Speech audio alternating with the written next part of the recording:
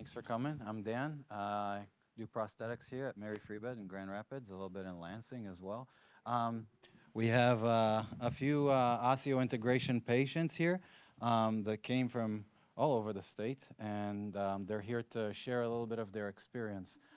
Colorado, New York, gonna be here to tell us how it went for them. So I'll let you start, David.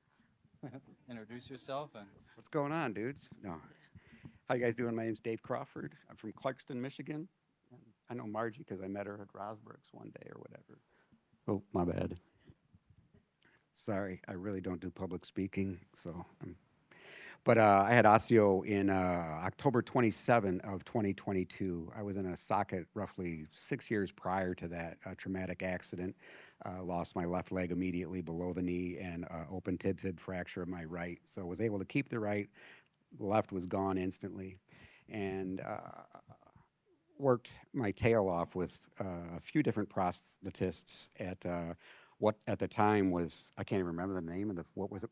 Prostec, yeah, with Greg, who was Greenway, who was wonderful to work with. I met him at the clinic at Beaumont, and that was the first amputee. He came to me. I think he saw the distress in my face. He came to me and approached me, and he said, You're going to do fine. Just keep after it, whatever, whatever." And I ended up changing prosthetists because I was with another gentleman named Bob Bacon. So I went and transferred to Greg, and we worked really hard, and then got aligned with Katie, which like fantastic. But the socket life, I'm like, if this is as good as life is going to get for me, I don't know. And then one day Katie said, "Can I show you something?" I said, "Absolutely. What do you got?" And she took her phone and she had an image, and I'm like, "What is that?"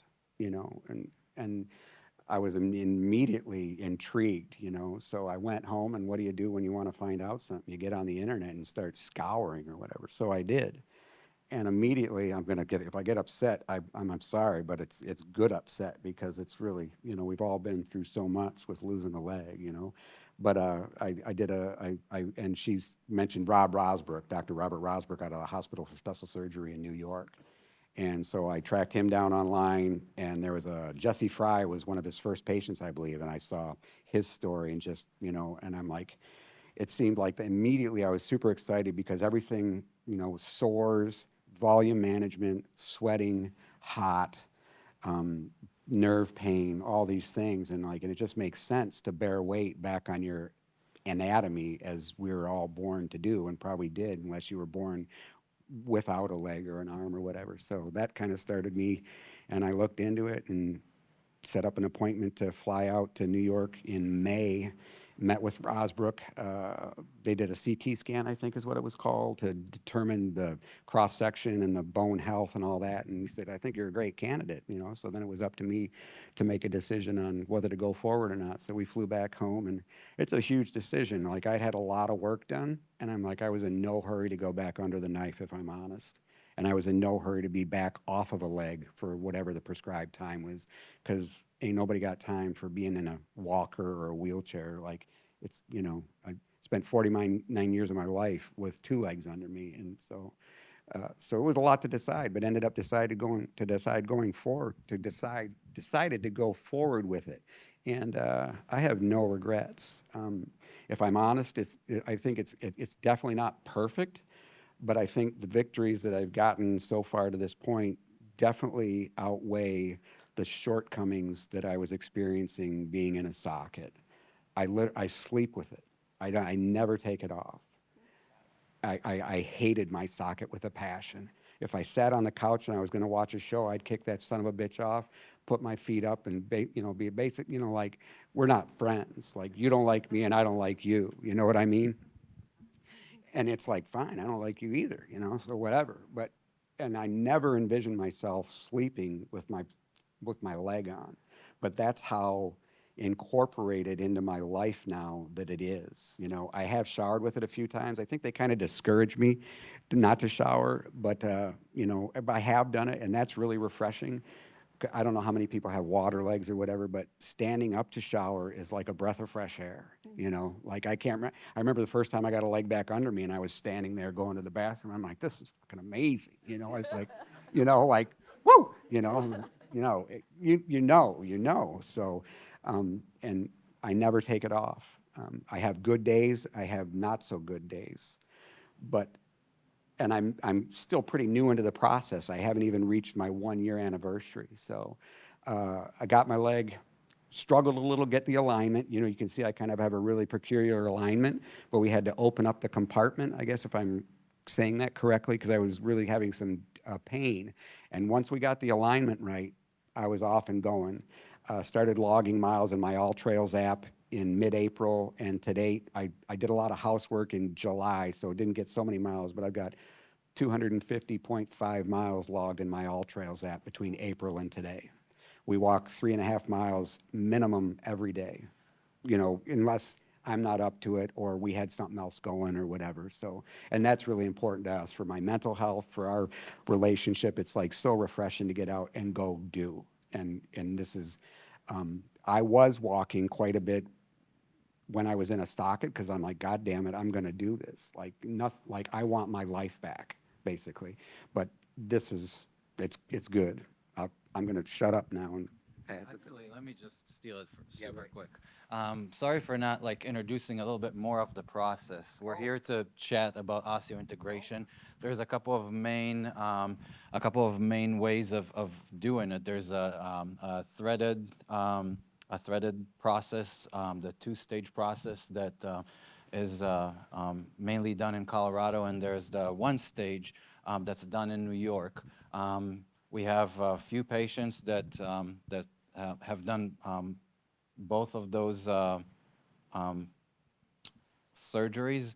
Um, the process in New York is the one-stage process where you go have a surgery. The surgeon exposed the bone. They drill and ream the bone, and they put the implant right in there. There's a process where the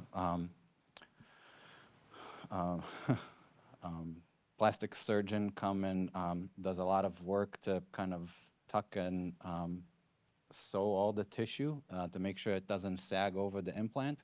And then, you know, the patient wakes up after one stage and everything is done.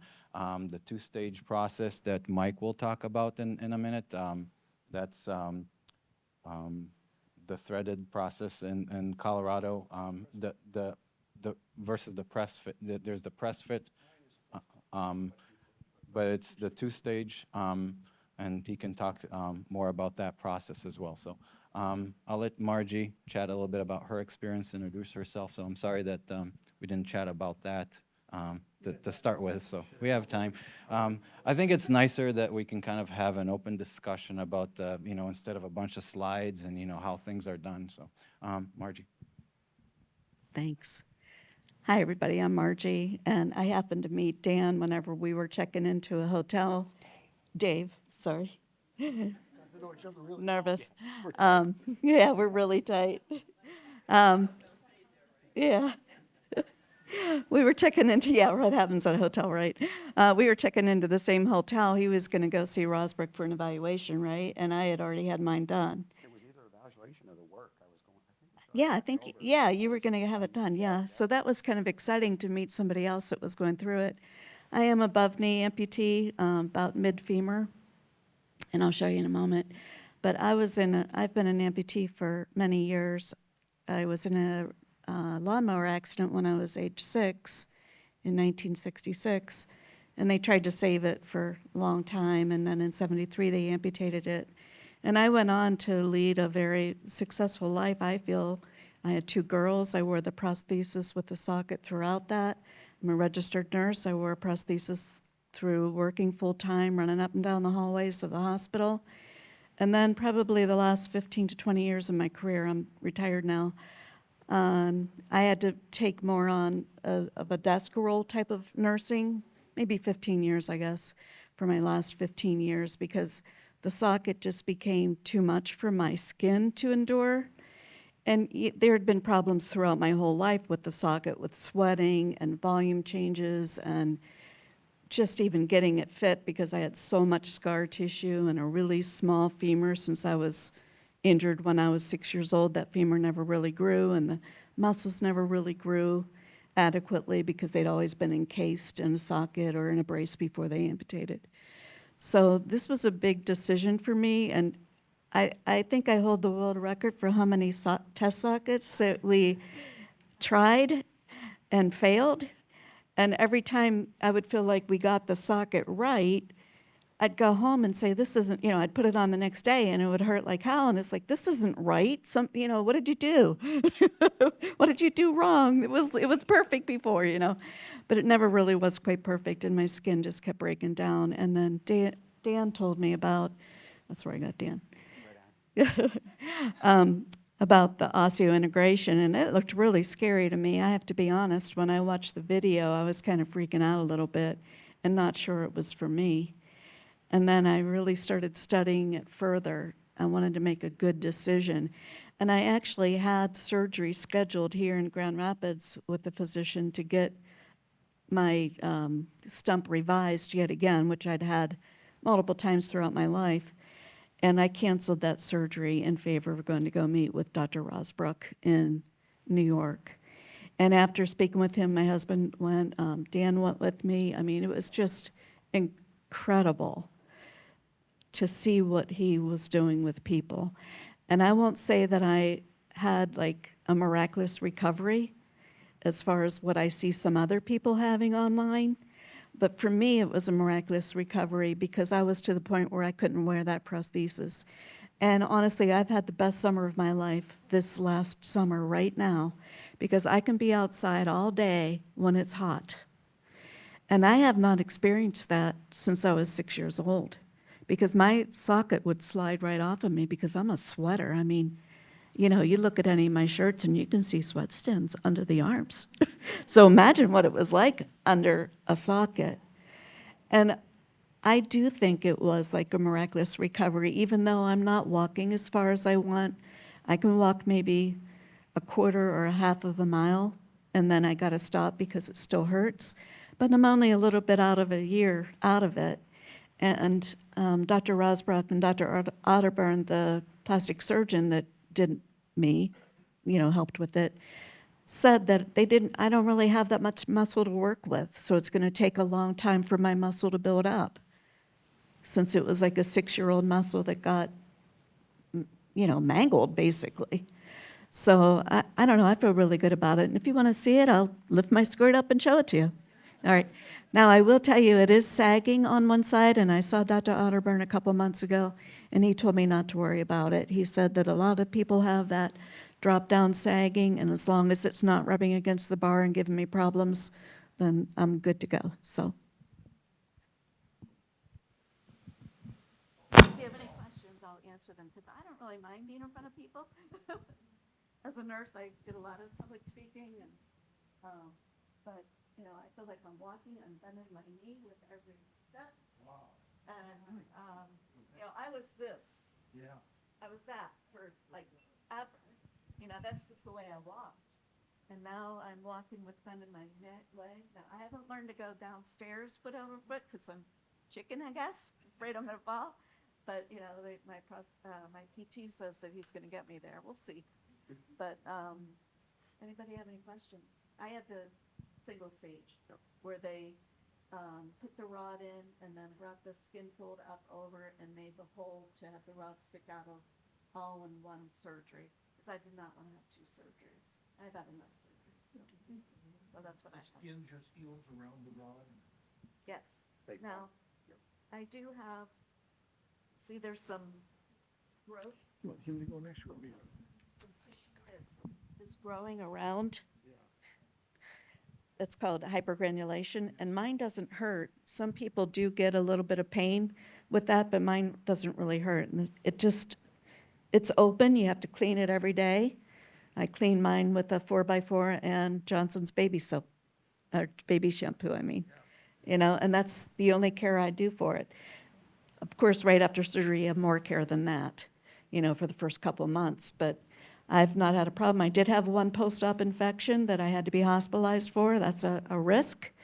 But it cleared up within that hospitalization. I've never had another problem. Pardon me? No, I take mine off because I'm above knee and it's kind of a lot to whip around in the bed. It's a lot lighter than my socket. So you have the weight of your knee, whatever knee you purchase, and ankle, and, pardon? Yeah, your insurance has a lot to do with it, I think, but yeah.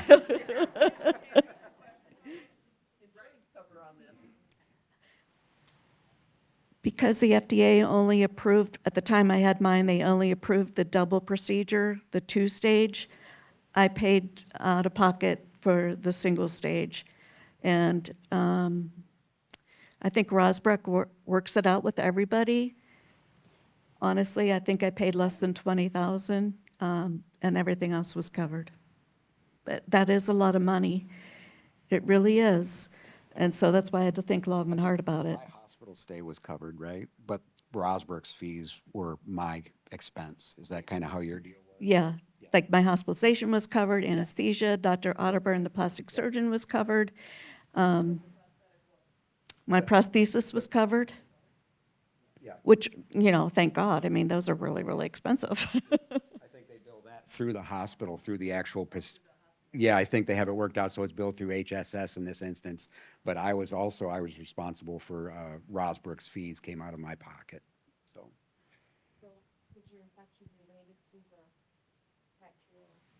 The infection, she's asking if it was related to the procedure. I think that the number one risk factor for OI is infection. You're not supposed to swim in lakes and things like that.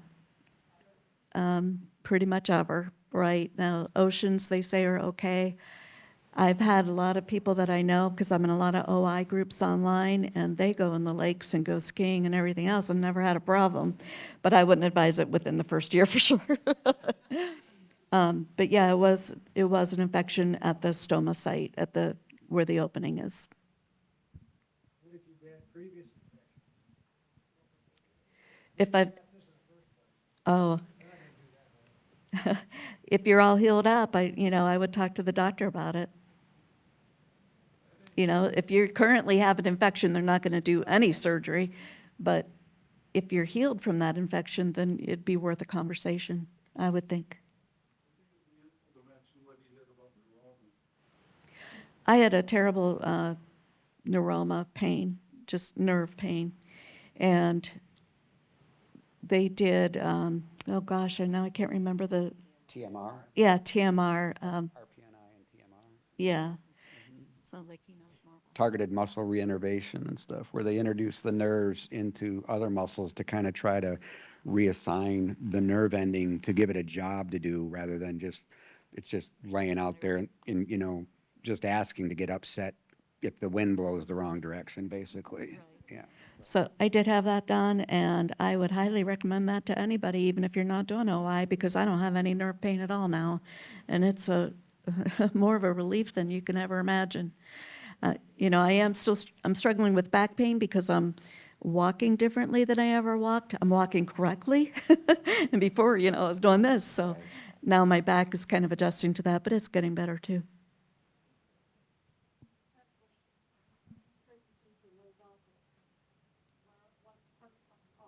Oh, good question. Oh, okay. I think my husband is going to need to give me my purse because I actually brought my little tool to show you. Oh, wait. Dave's got me right here. You never know when you're going to have to jam. You see this? I've got one in the cars, in just about every drawer in the house. It's like I think my best friend has one, just in case something, comes loose. But this is what you do to take it on and off. And I will tell you also that I can shower any time of the day or night and still get my leg on. And to have that before, if I would go swimming or something, I couldn't get my leg on because it would be too moist and the volume changes and everything. And now I can take a shower in the middle of the day. I can go outside and work in the garden and get all muddy and dirty and sweaty, come in and take a shower and put my leg right back on. It's just amazing. Really is. You can eat that. Oh, go ahead. Yeah. Yeah. I'm going to show you. And then maybe you can show yours too, heck because yeah. you're a little bit different. Let's do this. So, yeah. So this is the rod that stays in me all the time, right? Okay. You just put this little thing. This better be the right size. 5 millimeter, I think. Yeah. And you turn it. And I used a torque wrench, so. All right. And you just spin it around. Take this little itty bitty, you wouldn't think that would hold on the leg, would you? It's all, Like donning and doffing is like, that's it. that's it. That's all there is to it. I mean, it's You're just, setting world records. it's like- just amazing. I mean, like 10 seconds, you know? And watch her when she drops in the socket, because she had some Thai food last night. It's got a lot of salt in it, so she's like really full. You know? It Nah, wouldn't, it wouldn't be Thai food. I just thought, I always associated Thai with it, but So then I just kind of screw that in just a little bit to get it started like you would any other nut or bolt. And 5 millimeter, oh, I use, 10, ask Dan. 10 Newton. Mine's set 10. Oh. So now it's on. You know, I can just stand up and walk. I mean, it's literally putting a screw, you know, like you would any other Yeah. screw that already has a hole drilled. Not one that, you know, raw wood or anything. that's it. All right, so his is off. Yep. And that stays in him all the time, just like mine did. Yep.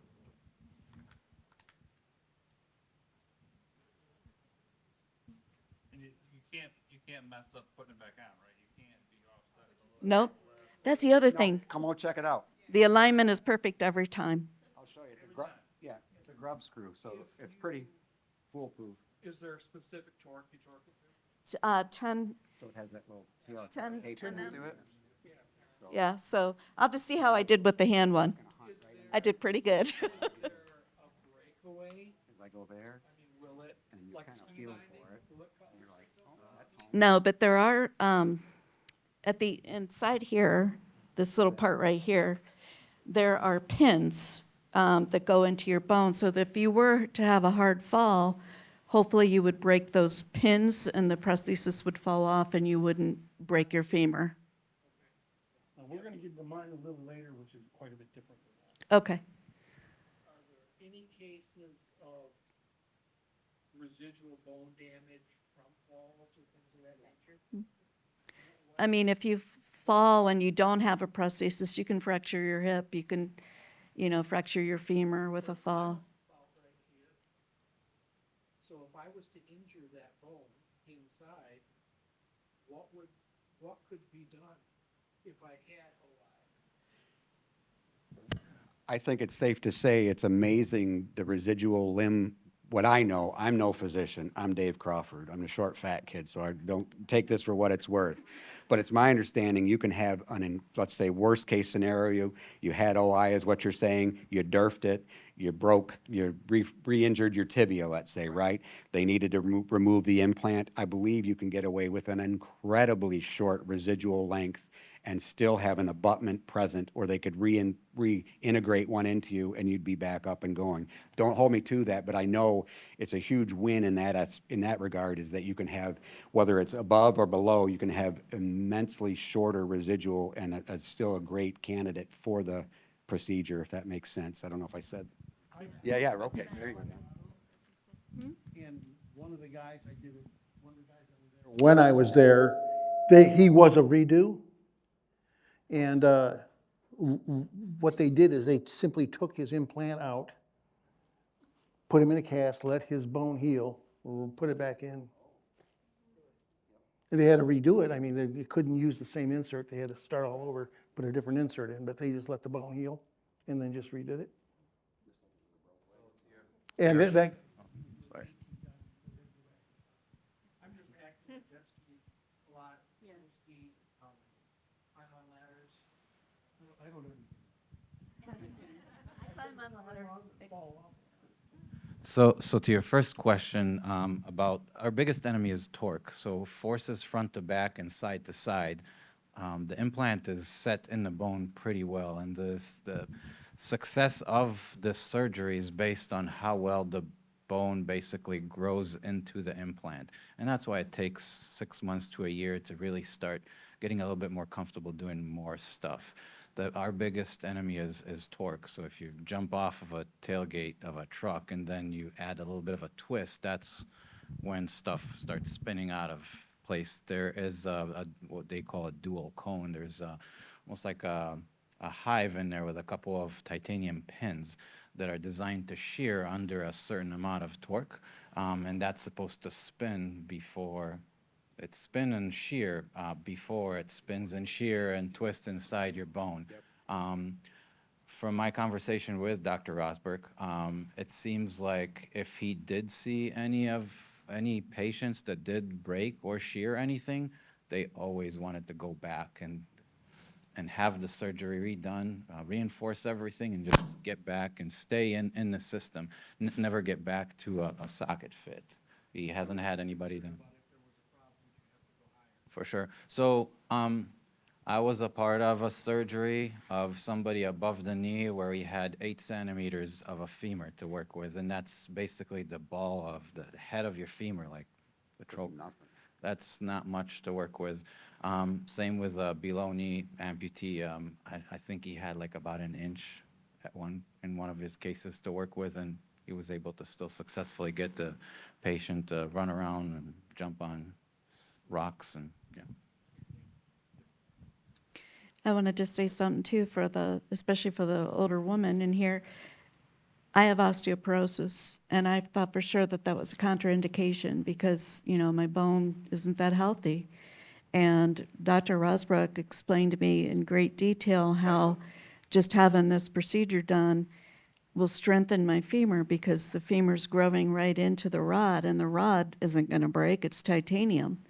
And I think he's right, from what I've seen. And, my x-rays show that my integration of bone and rod are really good. So if you see that it's a contraindication when you're doing any reading, that's no longer true. They've figured out that that's totally false. But when I read it, I was like almost devastated because by then I wanted to have this done. And when I read it, I literally started crying like, oh my gosh, I'm not going to be able to have this done because I have osteoporosis. Here I am, had it done. So in the event that you have a incident and you break those, is that the safer situation? No. Field serviceable, it's just 2 minutes, 2 pins, and a new screw. It's probably an expensive break. What? Yeah, I don't know how much it would cost. I'm hoping that never happens.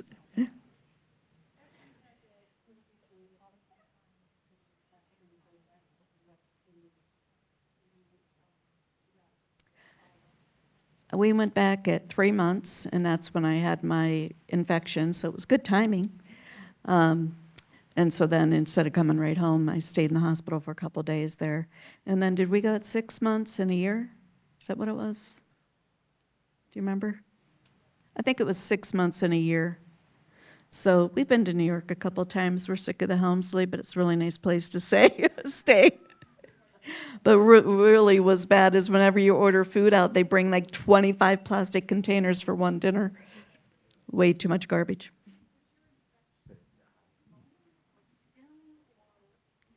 My infection was soft tissue. So it was really close to the surface of the tissue. It was cellulitis, actually. And, that's the fear is that it would get into the bone, and it did not. It was very superficial. And like I said, I think I probably could have even been treated as outpatient, but since I was there, he just put me in the hospital and gave me IVs just to make sure we cleared it up. Oh, and as far as never going in a lake or an ocean again, they do make things that you can put over your prosthesis that are waterproof. So I'm looking into that.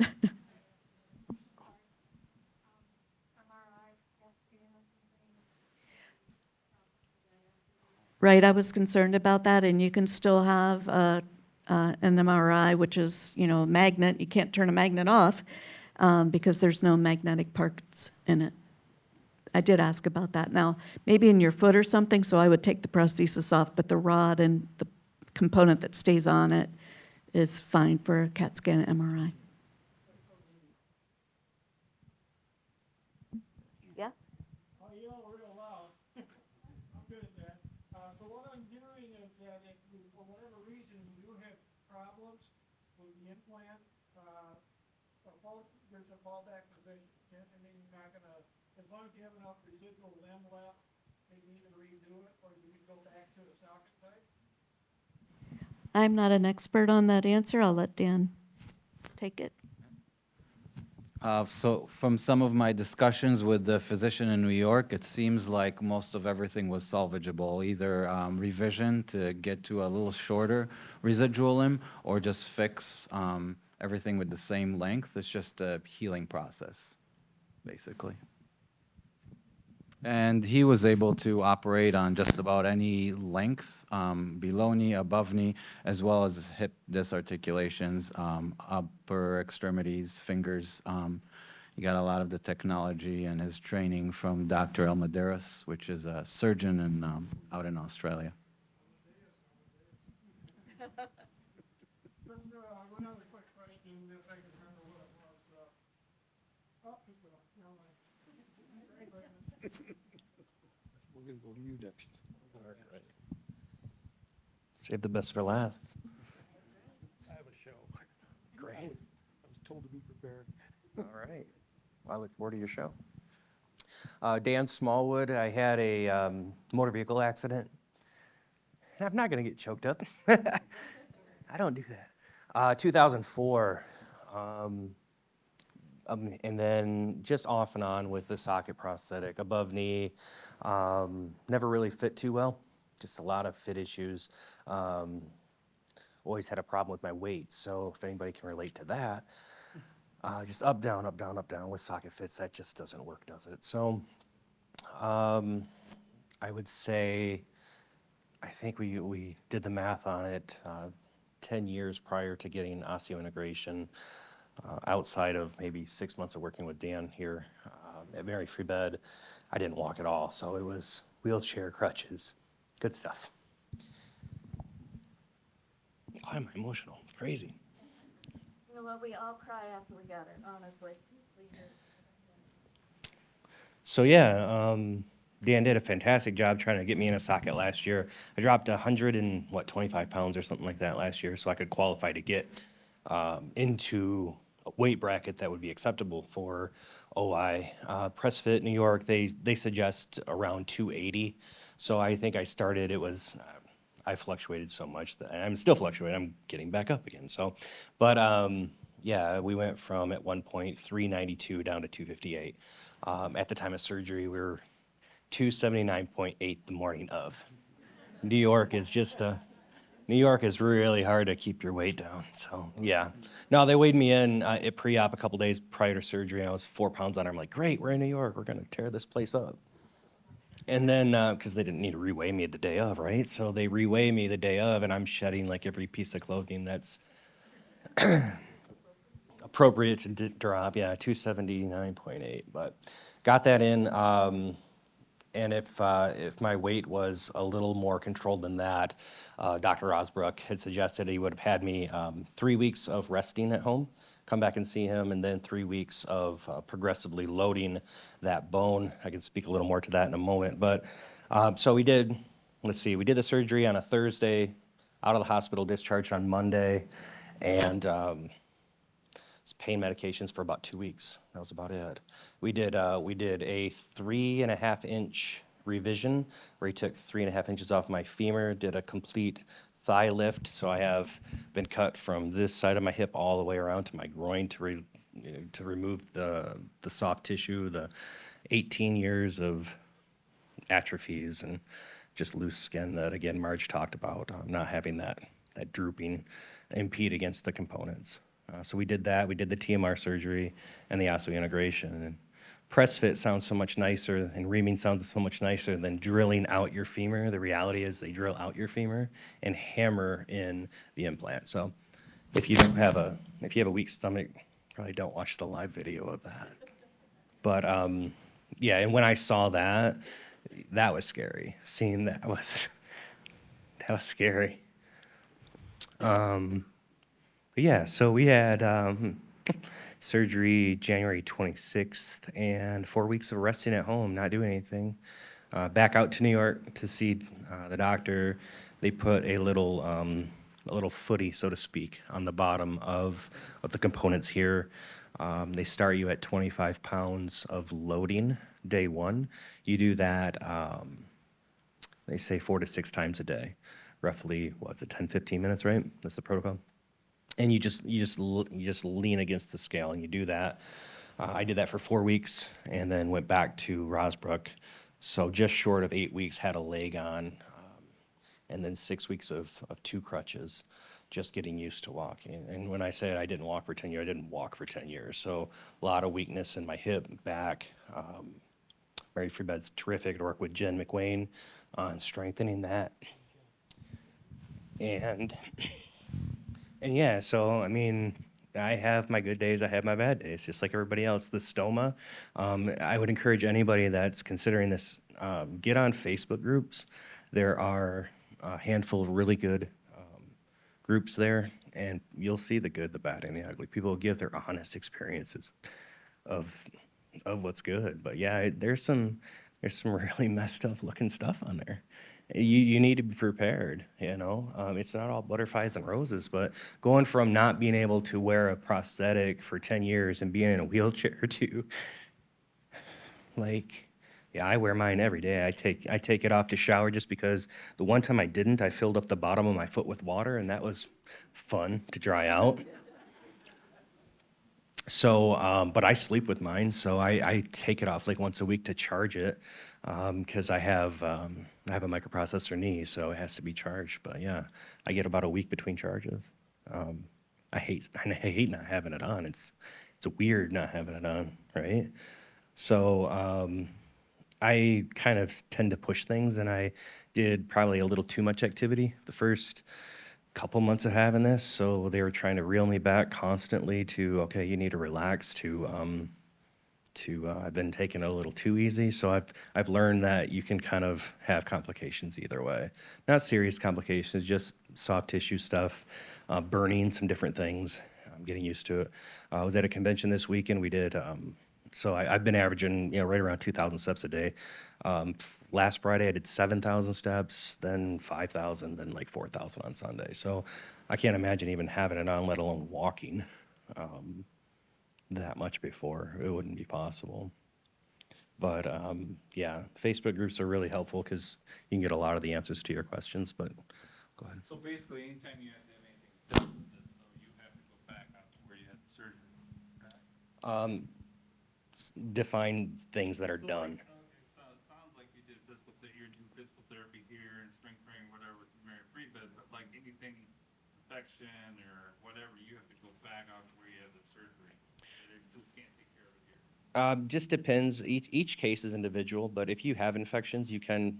I actually had an overnight stay at Butterworth here, where they, I guess, technically called it an infection, and I'm not so convinced that's what it was because I've had a few flare-ups now where my skin will turn really bright red. It'll be hot to the touch. Has a lot of symptoms of infection, but also I've looked back and seen that there was times where I was either dehydrated, other things that kind of mimic those symptoms. But yeah, I mean, they were able to treat me here with that, with antibiotics. Yeah, Dan's really good at components and stuff. I've had to go back to New York a few times for follow-up. Um, and yeah, things are going well, but they do want to see you typically quarterly of the first year. And then I think they says what, annually after that, I believe. Yeah, the group in New York are pretty good with emails, pictures, very good. They communicate, maintain their care locally where they're at instead of flying overnight just for, that could be probably resolved in single antibiotic. So Mary Freebed could handle, like, once you get the surgery and everything, components and everything like that, you could kind of handle all that here. You wouldn't have to go back where you had the surgery. So we're not surgeons, but I didn't say anything about surgery. I meant the components and everything like as far that. as components, we take care of everything here, yeah. And as far as, maintenance on, torquing some of the components. All right, thanks. Torquing some of the components every so often, we can do it here locally. And then it's, as time goes by and it's not as much of a wild west of our field, and we also learn too. I mean, those are our first patients, um, and we need to have our first patient at one point, but we're kind of learning together how to manage some of those first freak out moments of like, do I have an infection? Or, as we're kind of figuring out like alignment to make sure we optimize everything.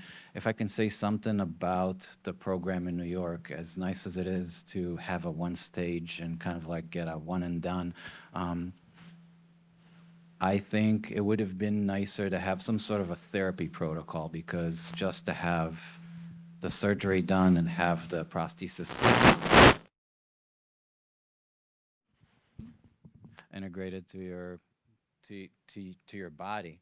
Um, I think it's huge to be able to learn how to use it to stay strong and to improve your range of motion after being down for a while, after being down for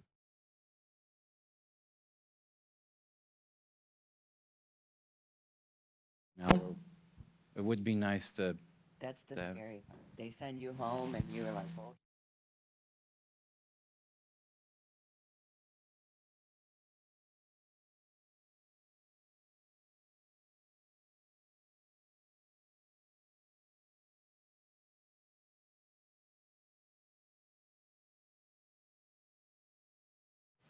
Check, check, check.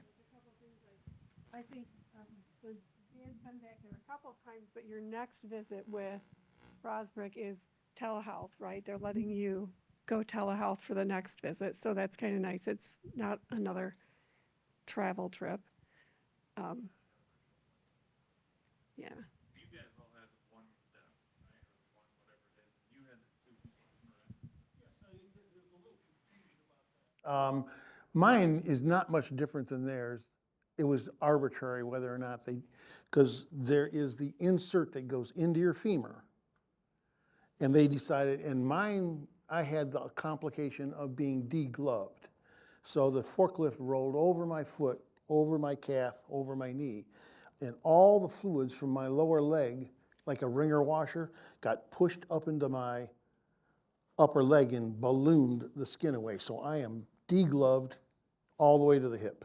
So my entire residual limb is graft skin. So that created some complications. They had with lymphedema, there's all kinds of issues that I don't have a limb system like everybody else has. I have no hair follicles, no sweat glands, no fat cells. It's just muscle and skin. So they did they put the insert in, closed me up and sent me home.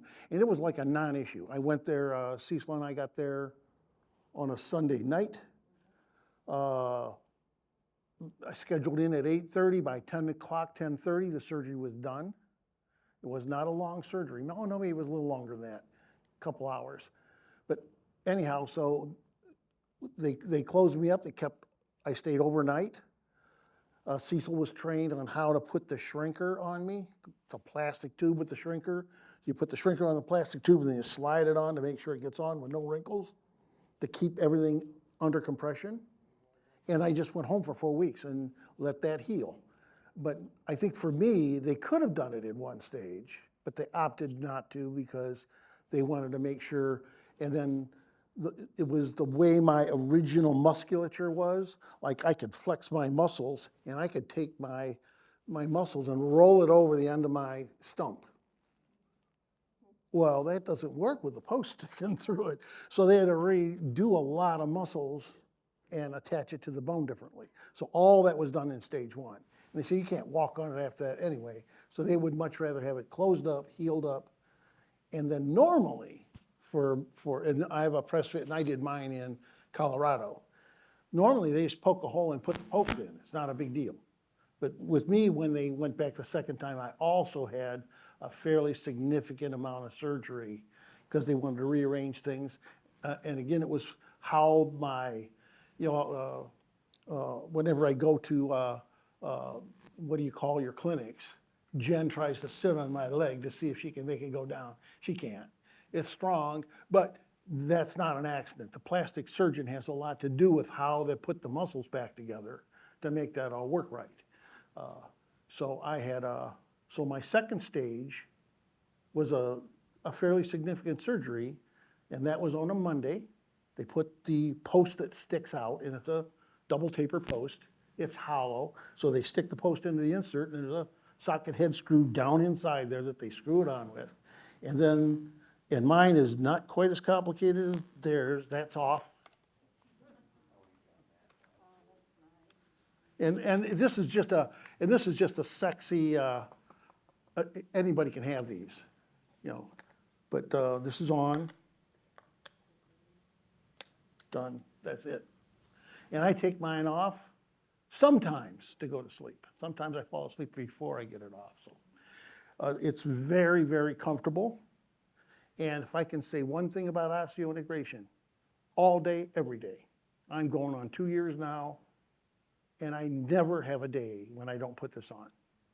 My house doesn't have a ramp. I do not have a wheelchair. I keep crutches around because when I'm walking around, I prefer not to fall down, and you still stumble, and I do stupid stuff. Talking about climbing ladders. We redid our kitchen. I fell off of one. Mine has a shear pin right here where you can see it, and my presentation has that. We might just skip that presentation because it seems like the question and answer seem to be a little bit more beneficial than actual going through a presentation. But right here, there's a pin. In fact, if you could grab the yellow case out of my backpack, sitting right there. There's a yellow box in there.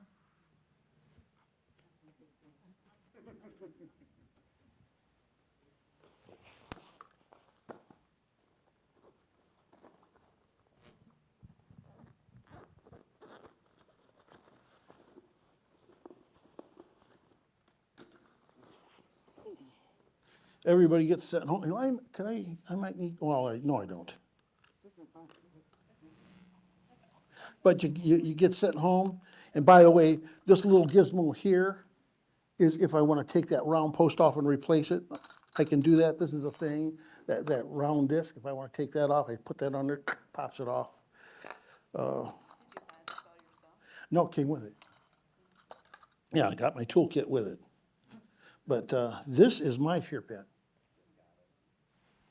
And I'm gonna leave it locked on so I don't have to mess around with it too much.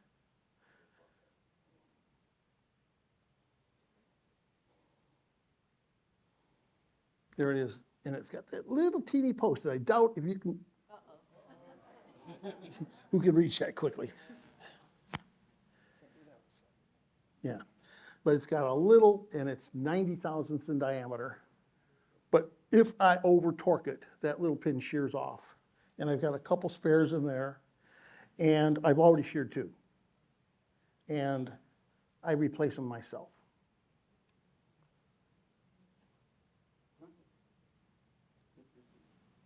And this is not torque sensitive.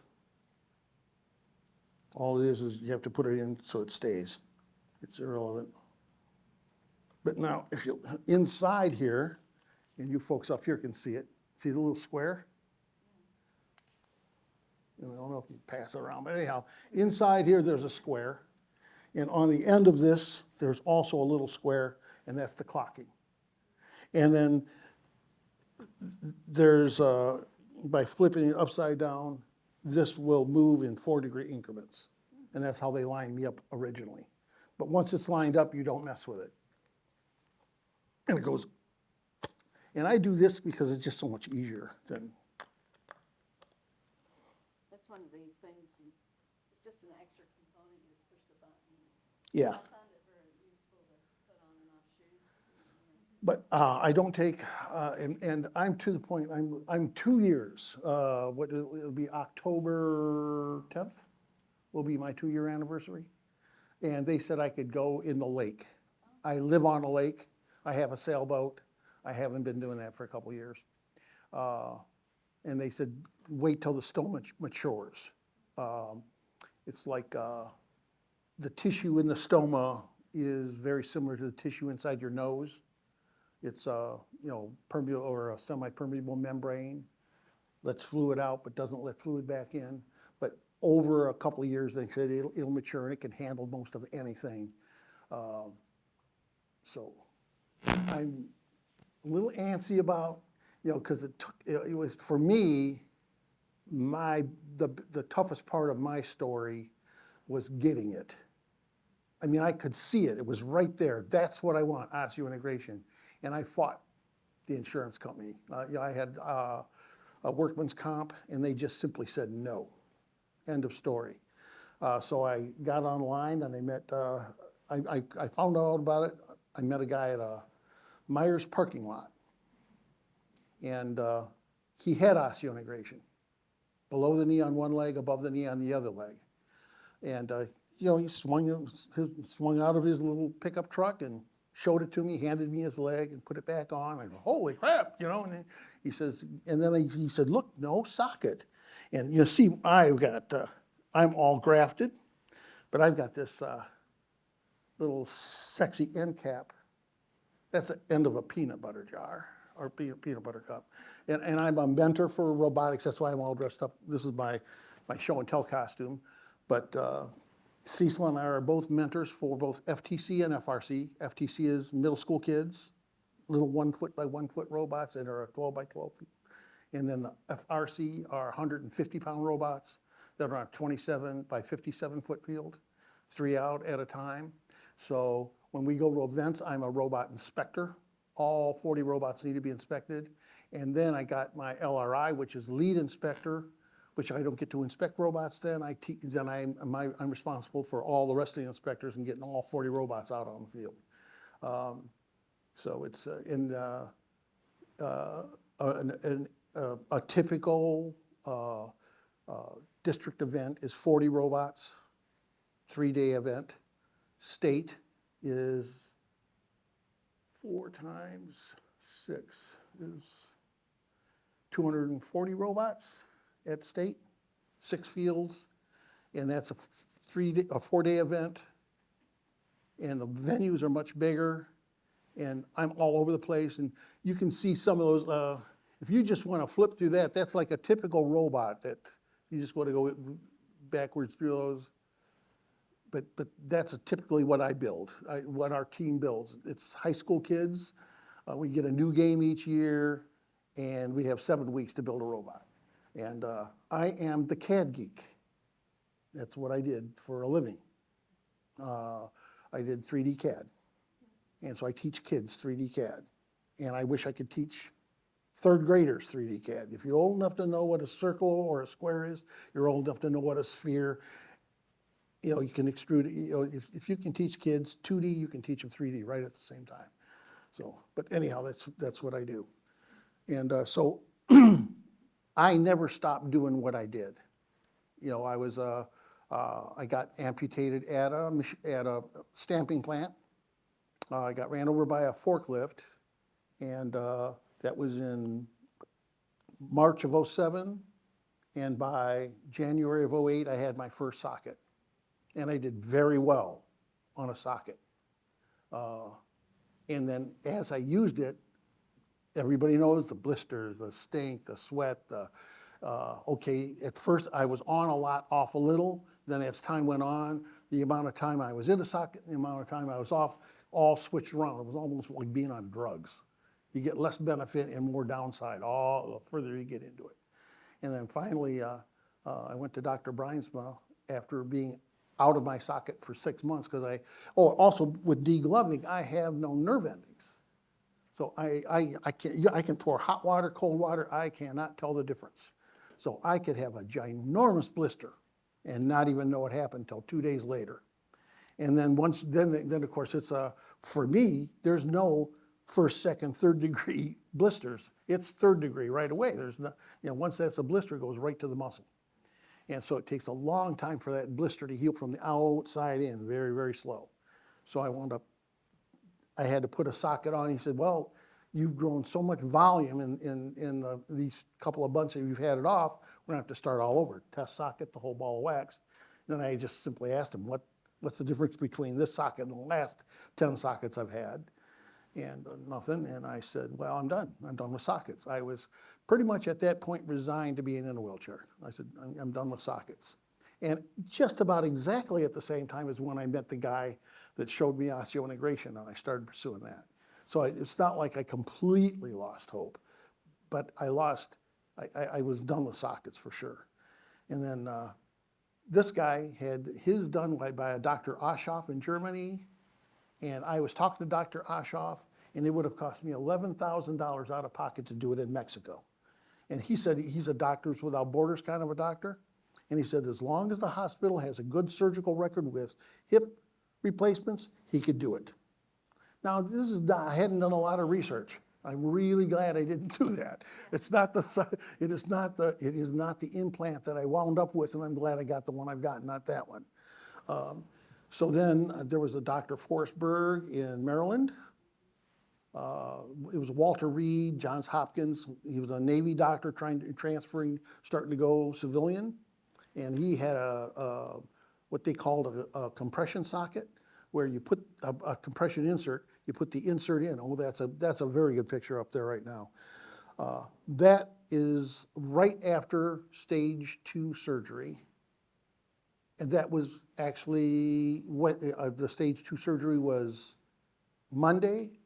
You guys talked about how you put a little bit of weight, a little bit of weight, a little bit of weight. With mine, on Wednesday, I put full weight on it right away, and I went right to the X-ray. And I don't know how well you can see all of the little alignment, but if you look at the alignment, how everything is perfect. I mean, they tweak and twist and dial it in till when you're standing there, your hips are, because the high osseointegration is what I call very high fidelity. When your femur is swimming around inside a bucket, that's not high fidelity. So you can have a misalignment, you can have a twist, and it doesn't eat your back up. But this is high fidelity, so if it's wrong, it will hurt you. So you gotta have it very, very accurate. But once you get it right, and you know that, once you get it right, bam, it's like you could tell. It's a half a degree off, oh, now it's right, and it just feels wonderful. And then all of a sudden you're walking like, holy cow, what just happened here? And you almost get too cocky with it. You start walking around like, oh, I forgot. I'm an amputee here. This thing doesn't have muscle. So I've just, that, by the way, in Colorado, I stayed in Colorado for 3 weeks after the surgery. And so that's me walking around up in the mountains in Colorado. This is 3 weeks afterwards. We did the train. Yeah, the Royal Gorge train 2 weeks afterwards. And I was in PT doing the stationary bike 1 week, no, it was Thursday, so it'd be 1 week and 3 days after surgery, I was on a bike, and that's when I split my stoma open. Because they said they should have lit me up like a firecracker, and I should have never been able to do that. But again, the double-edged sword with me is I don't have feeling. So I can injure myself without even knowing I did it. And it freaked them out, and they put me on this super slow. Jen and I went nuts with this thing. I mean, I have to do the same thing for what, 2 more weeks? I was ready to go. No, you can't go, you can't go, you can't do it yet. Same thing with you, you went too far too fast. But so they really wanted to slow me down. So I think right in there somewhere, just keep flipping through them, but whatever. That's my sheared pin right there. And literally I was reaching around a doorway, a concrete doorway, to find because it was bright where on the side of the wall I was on. I went through a doorway where it was really dark, and this was at the lab, at the robot lab. And as I reached around to find the switch, the knee started to bend, and well, it's no big deal, you just take a step. Well, as I went to take a step, the toe caught on one of those roll-out rugs. And I fell down like ever slow, just a real slow fall, but I could just feel it torque higher and higher and higher, and I felt crack. And I was waiting for this sharp pain to happen, and there was no sharp pain. I stood up and my foot was pointed that way, and I go, oh, my shear pin broke. So I loosened the lock, straightened the toe out, put the lock back down, went home, found I didn't have a spare pin, And then the process to get a spare pin was about a 3-week process. I would have had to go through Jim and go through that whole chain. So I called, and this is another story. There's a Fred Hernandez who imports this stuff. And so that, it was through Fred, that's how I found Colorado, kind of. Yeah, but Fred is a great guy. But anyhow, so I called Fred while we're on the phone, and he says, it's already in an envelope on your way, and then I'll figure out what to bill you in a couple of weeks, because he wasn't at his billing person wasn't in the office. But anyhow, so now I stock them, and so then later on, I caught my foot on an extension cord again in the lab. And our lab is, do we have the lab pictures up there? Robotics lab before and after? Yeah, lab before and after.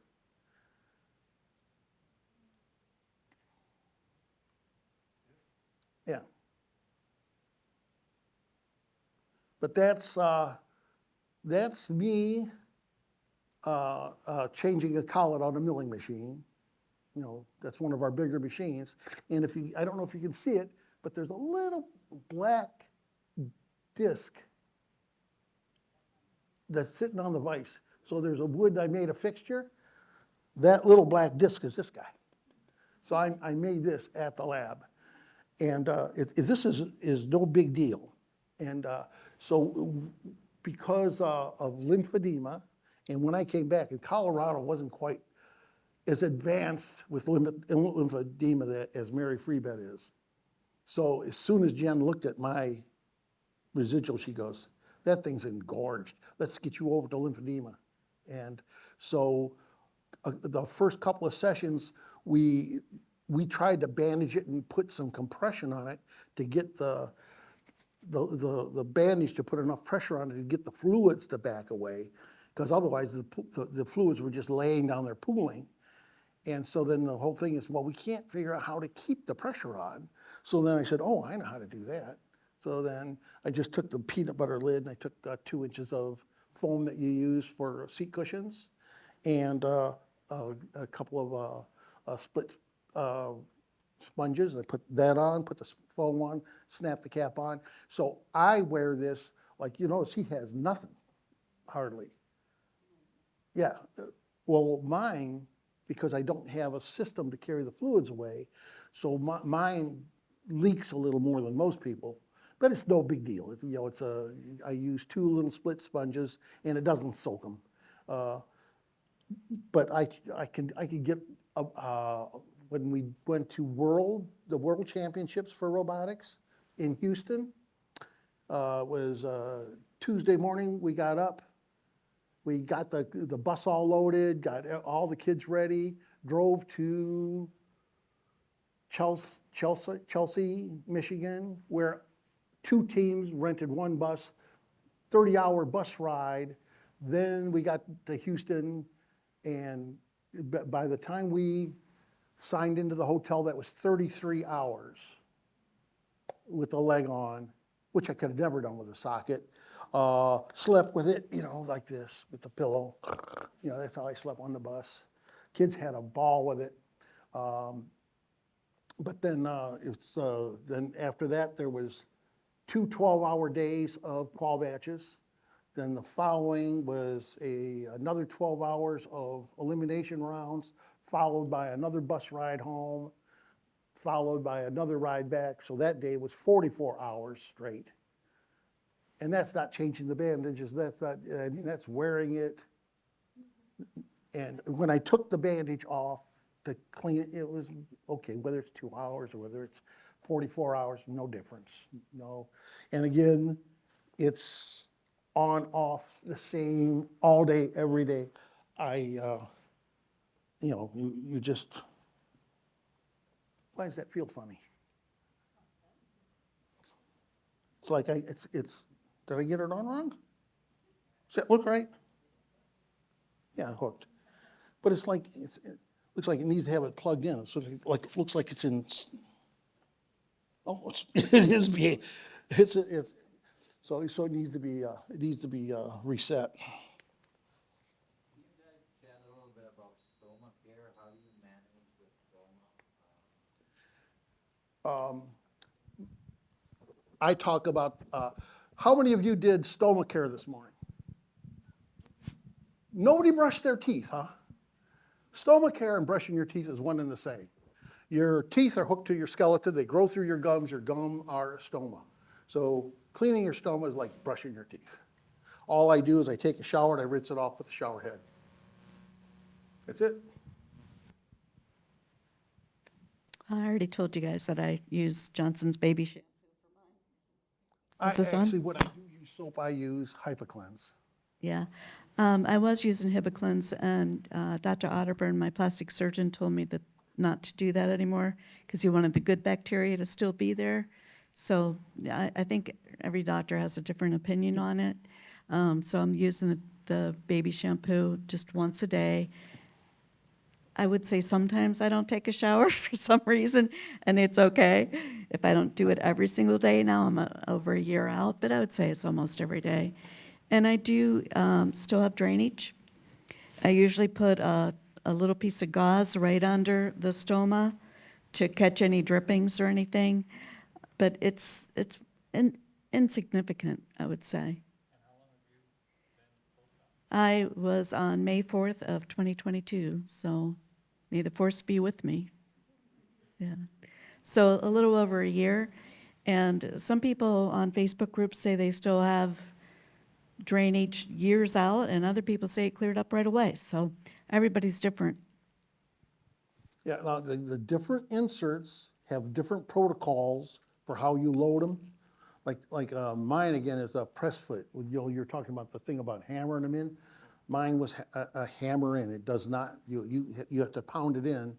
And the thing about the bone degradation, if you're in a socket, you're not actually carrying the load with the femur at all. You sit in the socket. Right. The ischial lock at the top of the socket, you actually sit down on that ischial lock.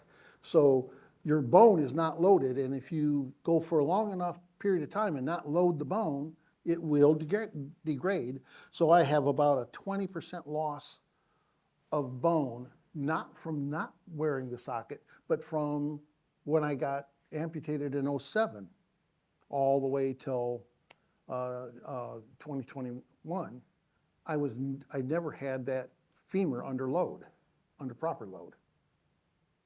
So I know none of you are insurance people or anything like that, but I would consider what you guys have, I would assume insurance companies would think are more elective surgeries because they have this here. Is that not the case? Do you guys have to fight a lot to be able to go from a socket to, I know you did, but. My mission Right. is to make that not so anymore. Was insurance more open to going from a socket to that? Did you have a lot of problems with that? To We didn't get that really. go? Huh? We have Blue Cross Blue Shield, Yep. and we literally just went, we never even, we called them and talked to them, and it was a little confusing, because they did act as though they would cover the codes that they gave us. Like, they gave us codes, and they said, these are the codes, and they're like, yep, you're approved, we cover those codes, which was, I think the way they billed it, it wasn't exactly osseointegration, it's some code that they do. But what really happened was when we went to we just went to the hospital, and Blue Cross Blue Shield will pay for your hospital if you have to go to the hospital. So we had no problem with staying at the hospital, any of the work that they did, or x-rays, CT scans, all of that was covered once, you have your deductible or whatever. But Dr. Rosbrook doesn't accept Blue Cross Blue Shield. So, like if you go to the doctor and it's, $1,500, they bill you, but then they're like, well, they're Blue Cross Blue Shield. You really only can get 700, and then that's not the case with him, but he does, I think, work with what you can afford maybe and give you breaks, but it's definitely like an out-of-pocket expense for him. No, we didn't jump through any The codes hoops. do exist now. When I did it, the codes didn't even exist.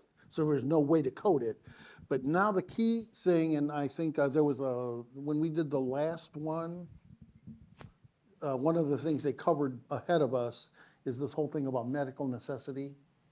And if Dr. Bruinsma and Jen and Jim do their jobs, it goes through and they make the justification. They say, this socket is not working, this person needs osseointegration because, and if they can make that case, I think it's getting better already. Can they do that if they are doing good with a socket though?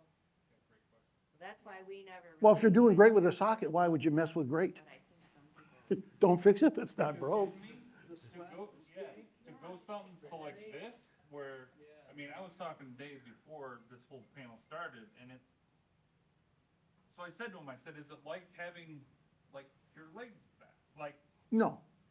This is still a, no, this is, well, you have a knee. this is below the knee. BKAK, I think, Yeah. or BKAK is, there's, right, and I right. understand that. But I mean, I don't know about anybody else, but I'm sick of this damn thing. And it's too many things that, I mean, Yeah, I that- don't that- put my sleeve on the right way, then I can't get my But that's the biggest, socket in, and then it causes me pain. Sorry to get off on a little. no, but tangent. what you're saying is exactly What the, you said, why would you know, if you're doing well, which, but if you're saying you're having all these problems, you are not doing well. That's, no, but I mean, Surgeons, and I hate to say this in front of the Mary Freebed folks, but I felt like I was so a shoddy bag of goods, because this was gonna be so much better. It's gonna be so much better. And I guess, I mean, I came from, a cancer situation where I had, fractured bones that wouldn't heal, but it's a year later, and here I am. I'm still in the same place. So, it was, I had my prosthetic for a couple months. It was awful. Like, how is this better? I mean, it's better than what, I mean, I can say it's better than what I was 3 years ago, right? Or 4 years ago now, Dan, right? But it's not where I wanna be, No. right? And if I'm looking at this and I'm like going, you know, Think hopefully they're doing studies, and I would hope that at some point it would become something that insurance would cover. But we're not there yet, I think. But I do think people fight with their insurance companies and do get coverage, especially, I think, accident insurance. If you were like in an accident, I feel like just from the Facebook things that we've seen, those people seem to have better luck with getting things covered. I didn't fight it that long because I was like, I didn't need the other headache. I'm just like, whatever, just pay Dr. Rothbrook, let's go get this done. You know, fortunately, we An elective could, type you know. thing. yeah. Well, and for Dave, I didn't talk to, I'm Dave's processist, but I didn't talk to Rosberg at all. I didn't write any letters, I didn't tell him anything about if he was doing I well or wouldn't not. see it would be from Rosberg's point of view, but it'd be more of the insurance company saying, well, that's unelective surgery you're doing, you I have didn't- something right now, We didn't talk to you're them. trying to go up and above and beyond.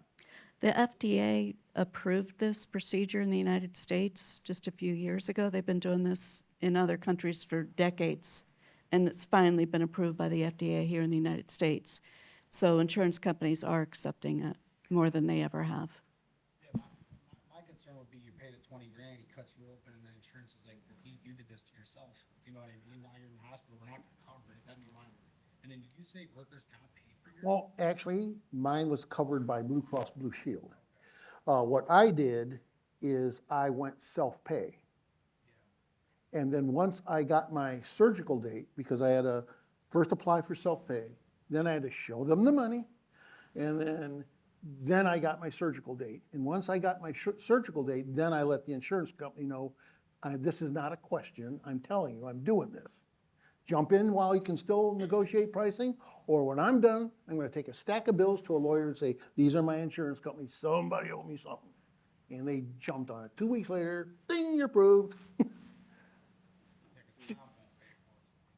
Oh, no, Workman's Comp did not pay for it, but yes, they did, because Blue Cross paid for it. And as soon as this got done, they said, was this an industrial accident? I said, yes. Who was your insurance company? Workman's Comp of Ohio. And they said, thank you. So I know that Blue Cross Blue Shield went back to Workman's Comp and had them pay for whatever. But I don't know what happened in the background, and I don't care really. But it's insurance company, that's magic. I mean, it's like they don't want you to know how it works. When I went back in for my infection, Blue Cross didn't ask a single question, and neither did Medicare. Everything was paid for. The only thing I paid out of pocket were Rosbrook's fees. I didn't pay for anything else except for hotel bills and food. There's a bunch of components in here that all stack up to $5,000. I paid for that out of pocket because from there up was the hospital, from there down was Mary Free Bed, and in the middle was a prosthetist in Colorado, and he just got tired of dealing with workman's comps, run around with, no, you got the wrong code, no, do this over, no, do that over. And so I'm still not quite done with workman's comp yet. I have, they have their day of reckoning coming, because I'm gonna make a big, like this, what I'm doing now, I'm not done telling them how the disservice they're doing to their people by not having this on the menu. It's not right for everybody. It's not the answer for everything.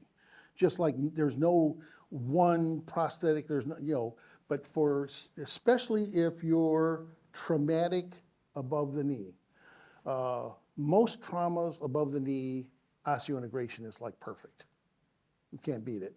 And why isn't that on when you're looking at the menu of things in front of you to fix yourself, why isn't that right on, oh yeah, you got this or this or this, instead of, oh, we're gonna exhaust all these things and put you through hell, and then maybe we'll let you look at this. That's not right. It shouldn't be that way. Dan, can I ask a question here? Okay, so these are all trauma folks. I'm dealing with post-radiation. Have you experienced anyone with this? So I have not, but I think that if it's something that you're considering, I mean, this panel is priceless to just be able to hear like get some information from folks that went through this firsthand, and then, yeah, I mean, moving forward, if you have more questions, there's a ton of information online, or if you're considering, then I think it played around too much and confused it. And I'm sure it's probably a very similar situation. You know, all I do is put a charger on it, and it fixes it. I really didn't think he'd be able to put the rod in, and he did. So, you know, I can't imagine that radiation and chemo would have harmed your femur any more than what osteoporosis from not having weight bearing for all those decades. You know, I was in the socket, but like they mentioned, you're not weight bearing on your bone. Right. How did you guys talk to Dr. Roger? Like, how did you jump into this process? Was there a consultation? How did you guys? She's asking if there was a consultation or how we jumped into getting this done. And honestly, Dan is the one that told me about it. And then I just started reading. And I had the appointment to have the other revision done, you know, to get yet another socket, to hope to get the scars all taken care of and the neuroma and all that, to get another socket, which, you know, we all know that process, right? Like you said, every time you put it on, it fits differently. Didn't you, one of you guys said that? I traveled to talk with him in person. Yeah, we did a telemed the first time, you know, on a tablet or whatnot, and a good hour long, 30 or 40 minutes with an orthopedic surgeon on the phone is like unheard of. Yeah. You know, that's like bananas, you know. I talked to, my surgeon was Dr. Stolberg. Yep. And I got here, and I sent him an email, and I got an email back the next day. That night. And then he called me. The email said, is it okay if I give you a call? You want to talk or what do you need? And then I talked with Stoneback on the phone for probably 2 hours. Wow. And it was all, you know, what are your goals? Right. How did you do this? You know, it was, whether, no matter whether you got sockets or whatever you had, why do you want to walk so bad? You know, if you don't have a reason for doing it, if you're not going after something, and it doesn't make any difference whether whatever you're pursuing, you know, having some kind of I'm getting up this morning and by tonight, I want to be here. If you're not going somewhere, and so having a reason to walk helps. And Mary Free Bed and Colorado worked lockstep. I mean, before I went to Colorado to get the surgery, they were already communicating with, because they said, well, okay, you live in Michigan, and what's gonna happen to you when we, they were reluctant to give me the surgery until they were comfortable that I had the follow-up care. So, and then there's been nothing but great things, they've got nothing but great things to say about the follow-up care I had. And emailing back and forth and pictures back and forth, and it was just zip, zip, zip.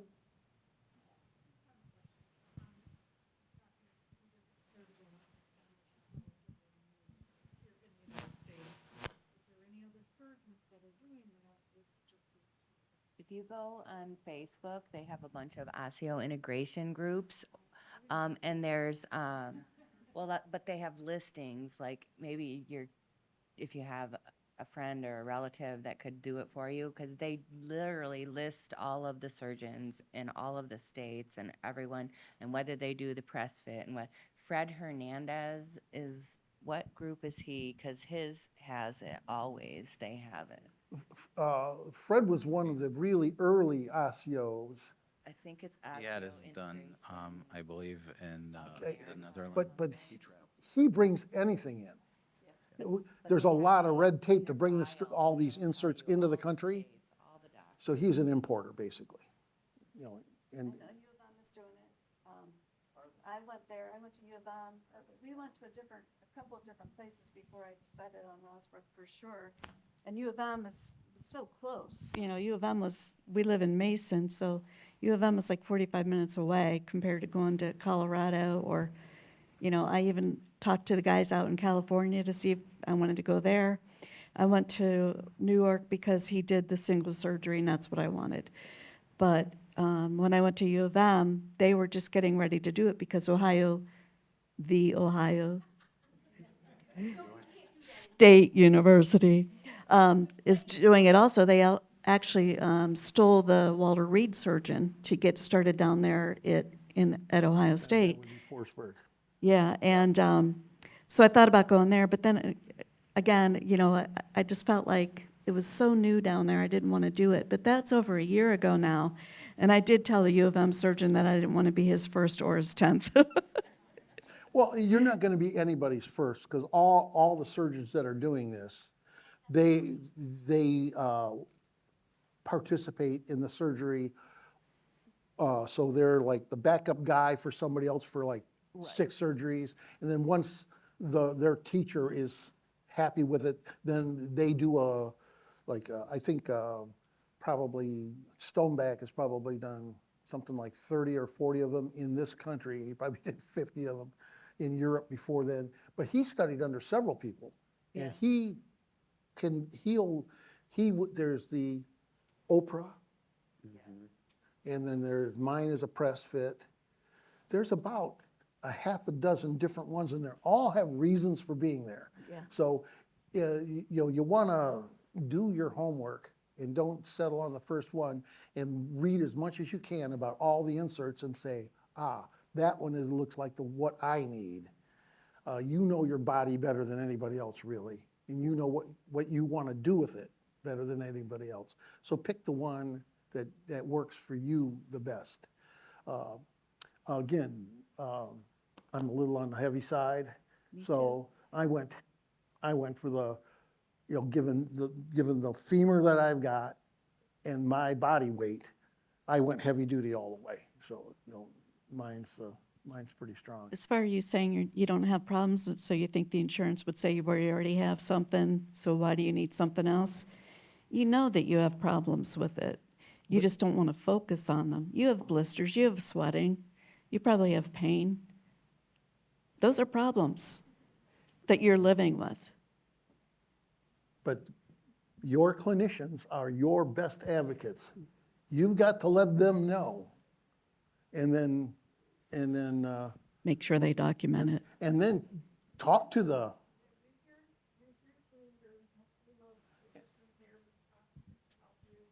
but then start talking to the providers and start picking a provider. And between the provider and your clinicians here, they work the system. And if you've got to go to the insurance company, they will tell you no, because it's easier. They don't know. So it's, but I was never gonna take no for an answer, so, and after a little bit, they figured that out, you know, they said, you know, I just said, I'm doing this, I don't care what you say. So, I have a quick question. Would you or someone be willing to kind of walk through kind of first few weeks after surgery? We're kind of anticipating that my dad is scheduled his surgery, so we're kind of now like thinking of all of the things that are soon coming, and the anticipation is more so like, okay, but now surgery. And the first few weeks after surgery, what does that kind of look like? Maybe. lots of clean sheets, have lots of them. It's messy at first, but after that, Above knee. I would say the plane ride home was rough. I had some pillows with me to help cushion it. The taxi ride was a little rough, all those bumps. It was quite swollen and painful, I won't lie, those first few days. But I wasn't on narcotics very long before I got off of them. Um, my husband fashioned a laundry basket to put over me because we have 2 dogs that sleep with us. And I was so afraid that the dogs were going to jump on me, and that would just kill, you know. So we did some innovative things like that so that the dogs wouldn't inadvertently step on me during the night. So I feel like I slept under kind of like a laundry basket cage those first couple of weeks, and it worked for us. You know, I just thought it was very innovative, and it really worked well. I've never had a wheelchair in all of my life, but I did get a wheelchair in preparation for it, just in case. And I think I used it twice just to, I think my granddaughter wanted to push me in it or something. You know, I was used to crutches already, so I didn't need a wheelchair. If you're used to a wheelchair, you already have it, that's fine. I did have a lot of, you know, you have to do your dressing changes and everything like that. And I can't really remember anything else specifically. The first week and a half were probably the roughest as far as pain goes. we rented a van purposely so we didn't have to fly back. I think that was way easier to be able to stretch out in a van. It's what, it was 2 days. The doctor suggested I didn't get a van or go in a car because he was worried about blood clots, so he recommended getting home as quickly as possible. So I really think that it depends on what your medical history is as far as riding home in a car for a really long time or flying home and getting it over with. Tell us to fly. And we both looked at each other and went, you're sitting in a chair like this, and you got 3 people every which way, and you're bouncing up and down, and you gotta walk back there and walk. No, we get in the car and drive, and you're. Yep. Yeah, and I was pretty much laying down with my stump up. So I didn't have, you know, it was not uncomfortable at all. The most uncomfortable part is getting in and getting out, which I only had to do, I had to get out once and get in once, and then we were home. I was gonna say, our insurance paid, first class ticket for on the way home. We had auto insurance, this was the no fault insurance. It's a big deal. 100%. Wow. Yeah. We did fly home first class also. It was still rough. So did I. I could ride with them, but. We flew coach. Plane was so little, but yeah. Yeah. I just scheduled surgery on November 6th. Congratulations. Where are you going? Rosberg? You're gonna have a great time. You're in good hands. The nurses there are incredible. I was out there with Dan. Oh, okay. Oh, you were in the waiting room when we were there, right? Small world. Oh my Right? gosh. Yeah. No, This is this is crazy. bananas. No, congratulations. Yeah. And it's a huge decision. I get the gravity of it because I've been there, but you're in really good hands, and the team at HSS and everybody at Rosbrooks, I don't know how you guys feel about it, but it's only gonna get better. And if you have any complications, it's an email, and you will have a response in 20 minutes tops. Yeah, I didn't have that good of a success with an email back, but. First 3 weeks were really quick, and now it's not so quick. 'Cause Yeah, I'm it's old pretty news. busy now.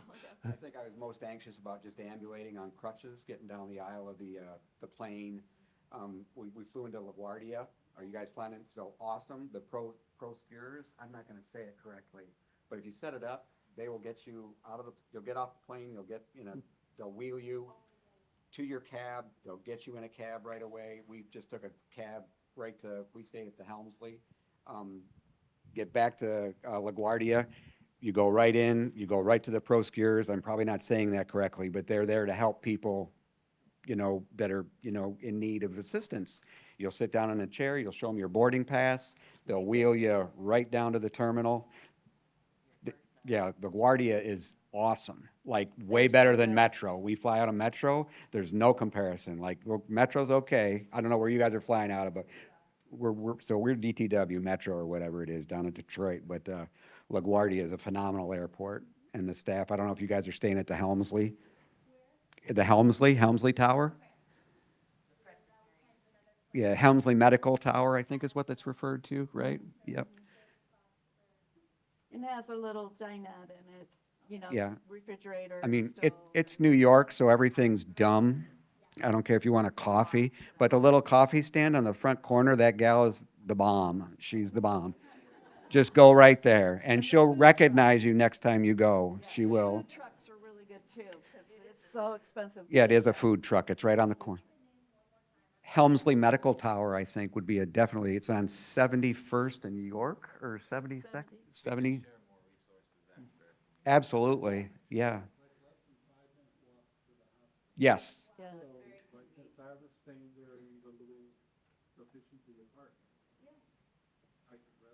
Yeah. And it's a 5-minute. Yeah.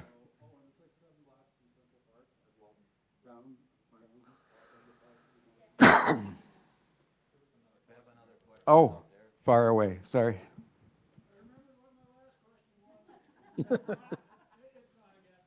No. One comment, I heard people say that everybody's different, and that's true. If you're happy with what you got, stick with it. I've got the Autobach Harmony system, and it's going on 2 years now. I have absolutely no problems with it. One problem that I did have, and I just had that done this Monday again, is they go through and they have to put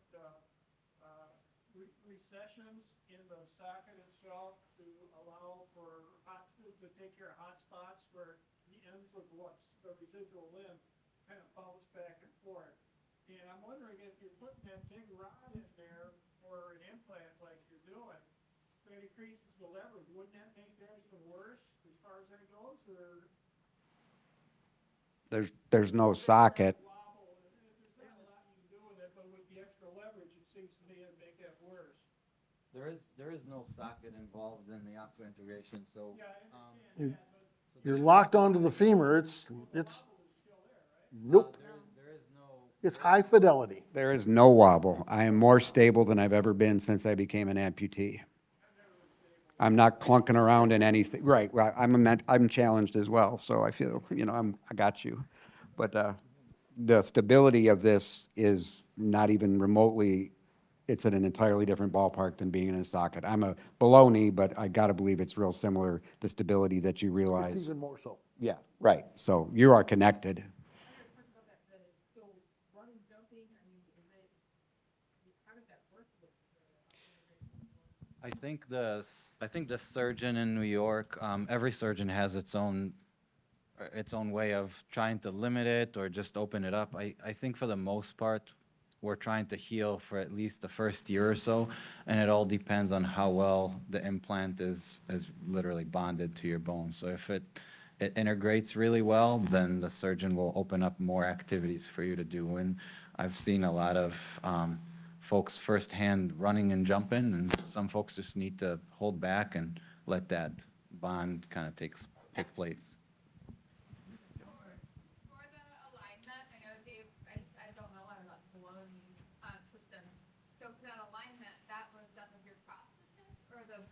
Okay. We, It's on us, yeah. And then the Oprah system, I don't believe they don't do below the knees. It's only above, and even for the aboves, as far as I know, they don't recommend any offsets. Um, and the one stage, we can kind of do whatever it takes to get the foot and the knee underneath the patient. I left with an alignment. I left New York with my foot that I got from Harris, who's the prosthetist that works and collaborates with Rosbrook there.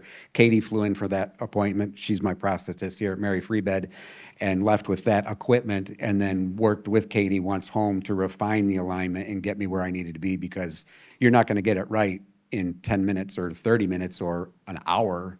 And maybe you're going to get it right, but it took a little bit of work. But once we got it right, we're going somewhere now.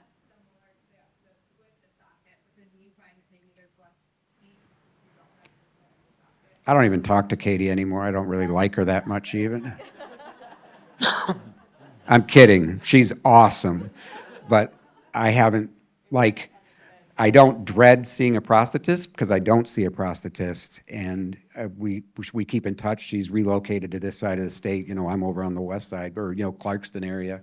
But it's, what was the question? Like, there's really nothing to tweak. You know what I mean? Like, we're rocking it. I'm living my best life. Or a much, it's not perfect. I'm not gonna lie. You know, I have, you know, good days and not so good days, but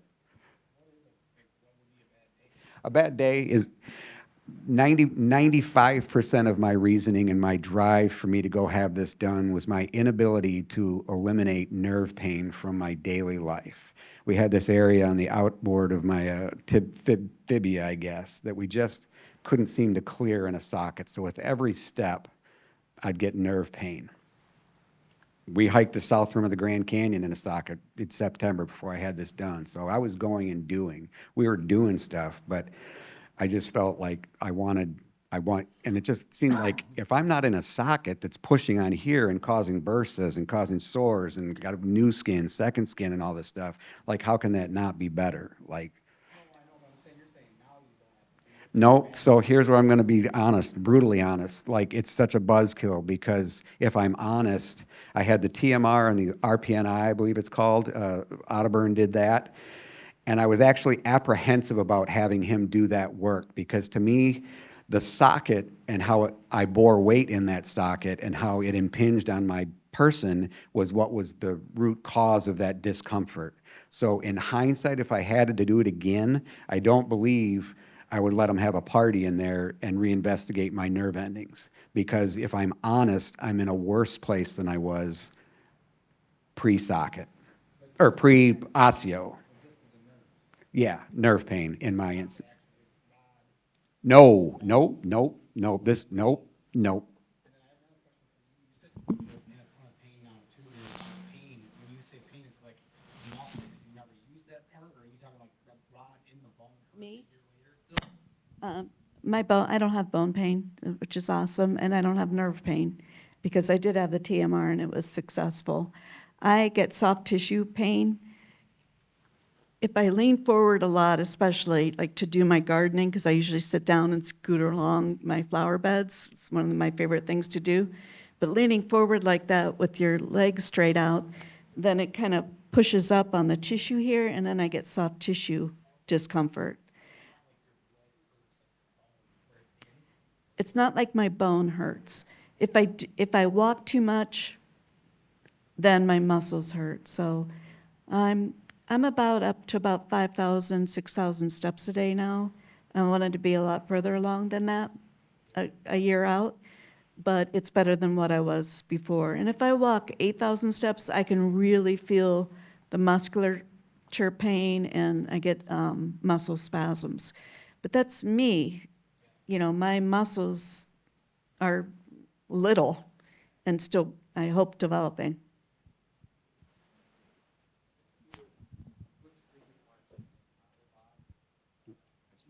What did he say?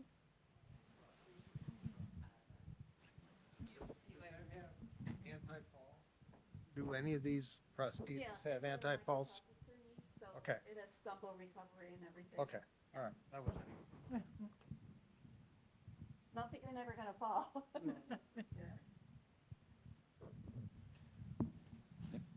With as medically high-tech as Grand Rapids is, Good.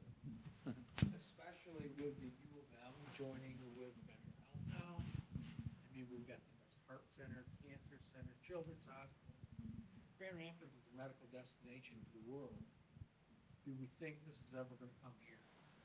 I'd like to think so. I would say almost We've been definitely. trying to ask enough questions from some surgeons, at least locally, to see if they're interested. It just seems like there's too much red tape to just go through and develop a program. But we're more than wanting to just have something like this done locally or even somewhere here in the state, just so we won't have to cross state line to get it done.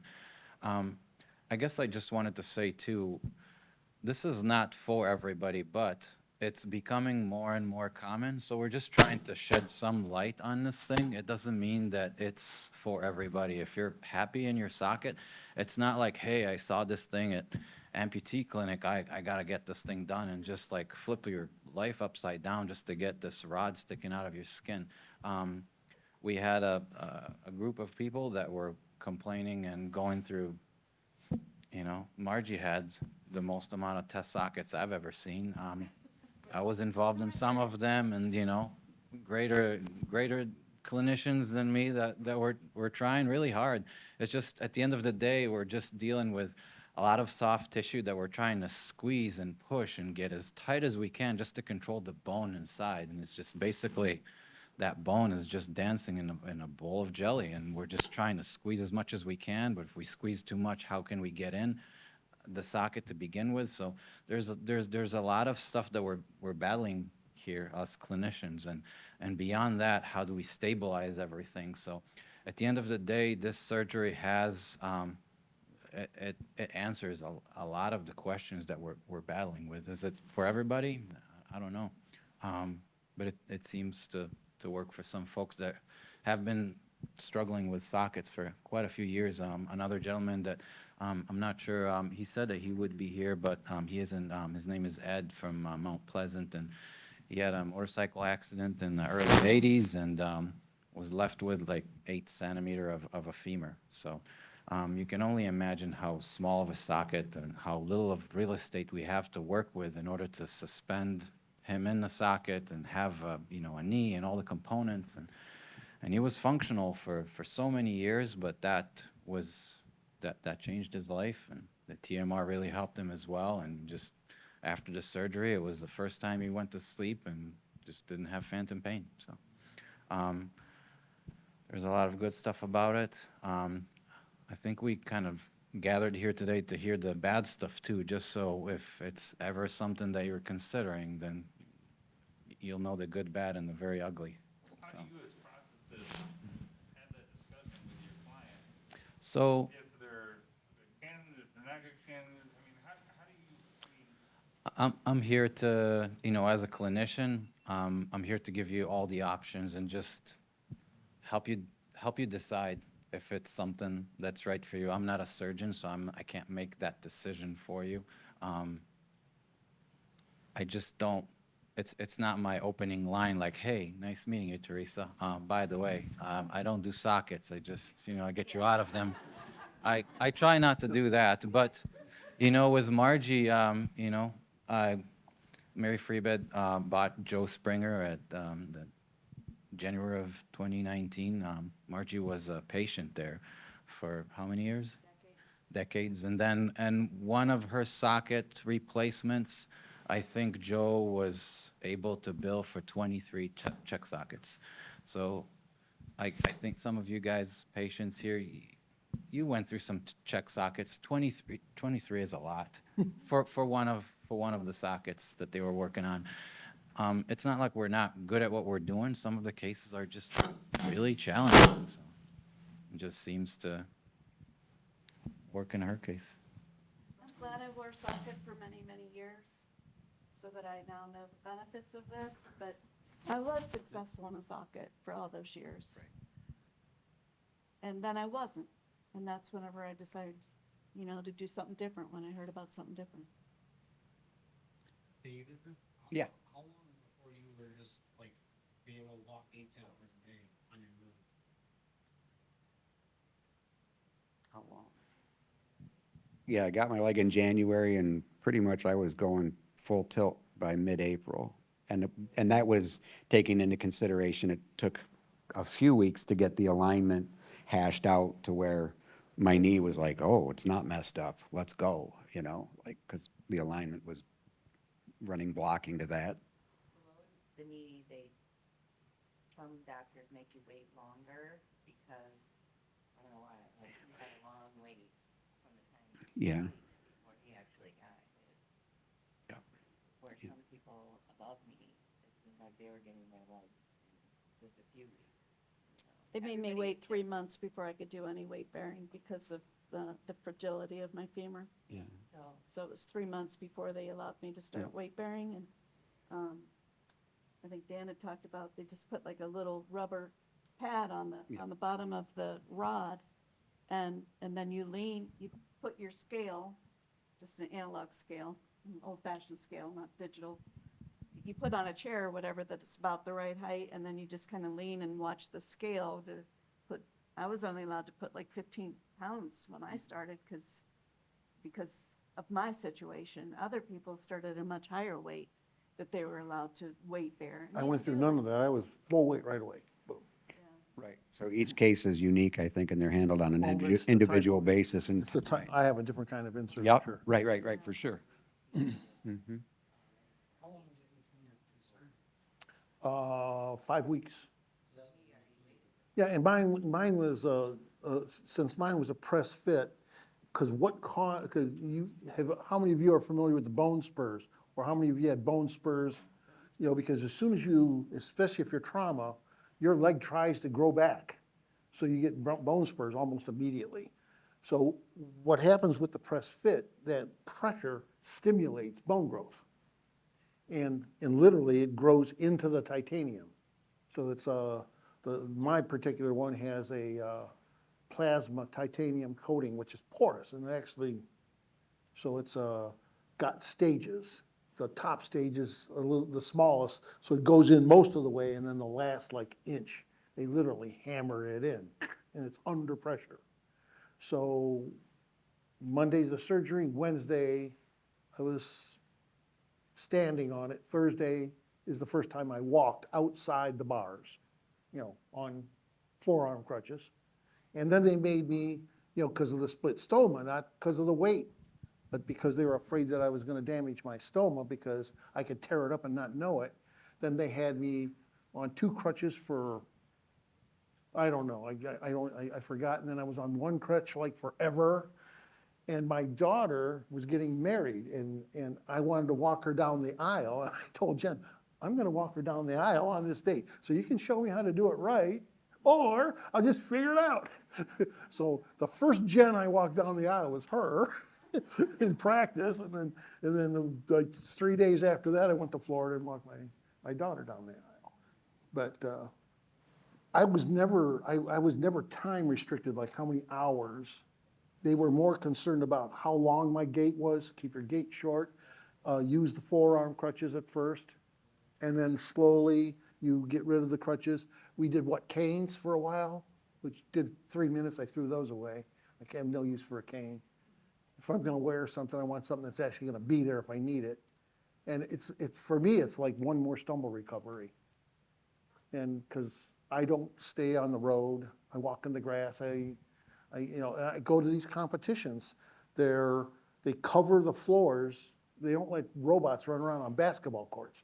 So they cover the floors with fiberboard, and then they cover the fiberboard with tarps. And then under the tarps, there's a whole bunch of wires, and there's extension cords all over the place. It's like trip hazard city. So when I go to competitions, I use the crutch. So I know I talked to Dave about this, but have you guys walked on snow or ice or anything? How do you do? How do you feel? Fine, but my house and my garage are what, 150 feet? I was gonna say, but they also talk about how because it is integrated into your femur, he says, I know where my foot is. Bingo. I know where my foot is, I can feel the difference between the crutches, how I pull it. Yeah, I think that was one of the things that one of the biggest things with osseointegration is that you have what's called osseoperception. So I can tell in space where my foot is. You feel that like getting in and out of. I have a 3/4 ton Chevy pickup, so it's got the little step in the bumper. So I can feel as I'm stepping down that my foot is on that bumper in that step. I couldn't do that in a socket. You don't feel things. When Dave was talking about stepping over cords and different things, I was gonna say, hey, mention this because you can feel like those cords. I know one of the first things that Dan and I were talking about, there was a retired or officer, and so he was out doing their shooting practices and stuff. And so by stepping, he stepped on a casing, a cement casing. He could feel, he knew from his memory of having a meat leg, an actual leg, he knew what that felt like. You feel that, you feel the vibrations. Dr. Rosbrook came in day after surgery and starts tapping on the rod. It's crazy, like the overstimulation you get because you feel that all the way to your hip. Yeah, this part. The advantage of and the security of that is unmatched. That's one of the biggest things is I can feel in space. I know exactly what part of the foot of my prosthetic is also on whatever it's on. I'm still afraid on ice. I admit it. I hold on to things or I use crutches if it's icy. Ice, anybody. I mean, it makes sense. Two-legged people. Yeah, it fall on makes sense. ice. I just Yeah. wondered how. No, but it's way better than a crutch. Yeah. For sure. A crutch slides way too easy. I don't have any problem on snow or ice. Yeah, I really don't have any problems. Yeah. We have a 90-pound golden retriever puppy. And I've hit the deck since osseointegration at least a dozen times, and 8 of them are the dog. And he can knock me down with a wag of his tail. If the tail hits me from behind, gone. But he just has no idea how big he is or how powerful. I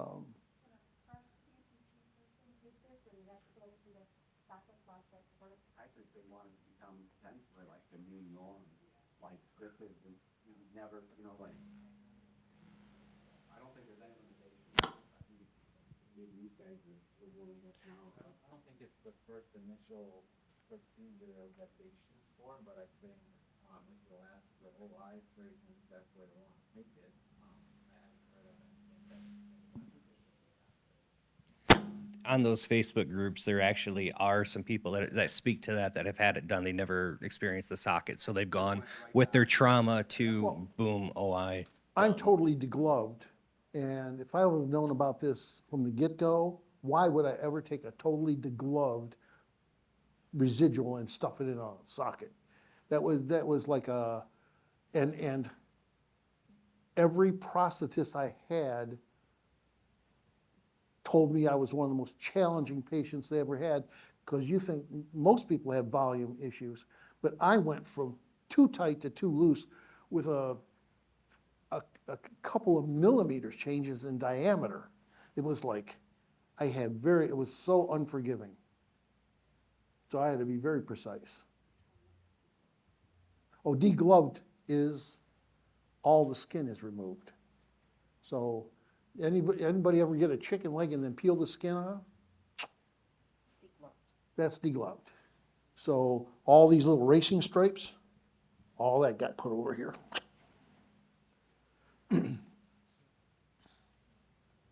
So. So you said it's not good enough, right? It's not, we want to dump the disc, but what are the downsides or what is not for, like, it's a negative sides? I don't know that surgeons necessarily like flat out turn them down. There's some vascular considerations that they have to do. The surgeon in New York, I don't think he turns anybody down. He really wants to make a statement, and he accepts just about anybody. He hears everybody's story, and he's trying to make a difference. A lot of surgeons that will turn you down, he probably can say, yeah, that's thing. Whether it's good or bad, I don't know. I'm just kind of a middleman, middle for people that are trying to get you back up and walking. So whether it's right or wrong, whether it's going to be successful or not, I don't know. we much rather start with a conventional way of like a socket and not surgically intervene and then immediately then everything upside down again. And just back to your question.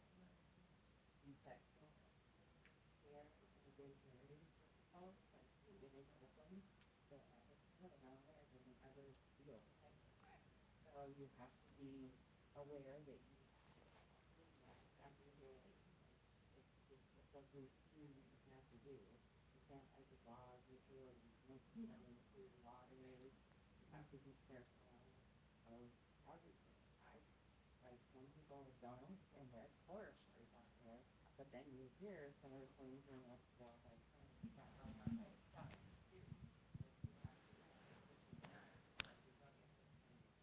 off and running. It's a whole deal that you have to take care of and be committed to, I think. Yeah, I think so too. But you are with the socket. There you go. You right? You gotta check your your limb every. Yeah.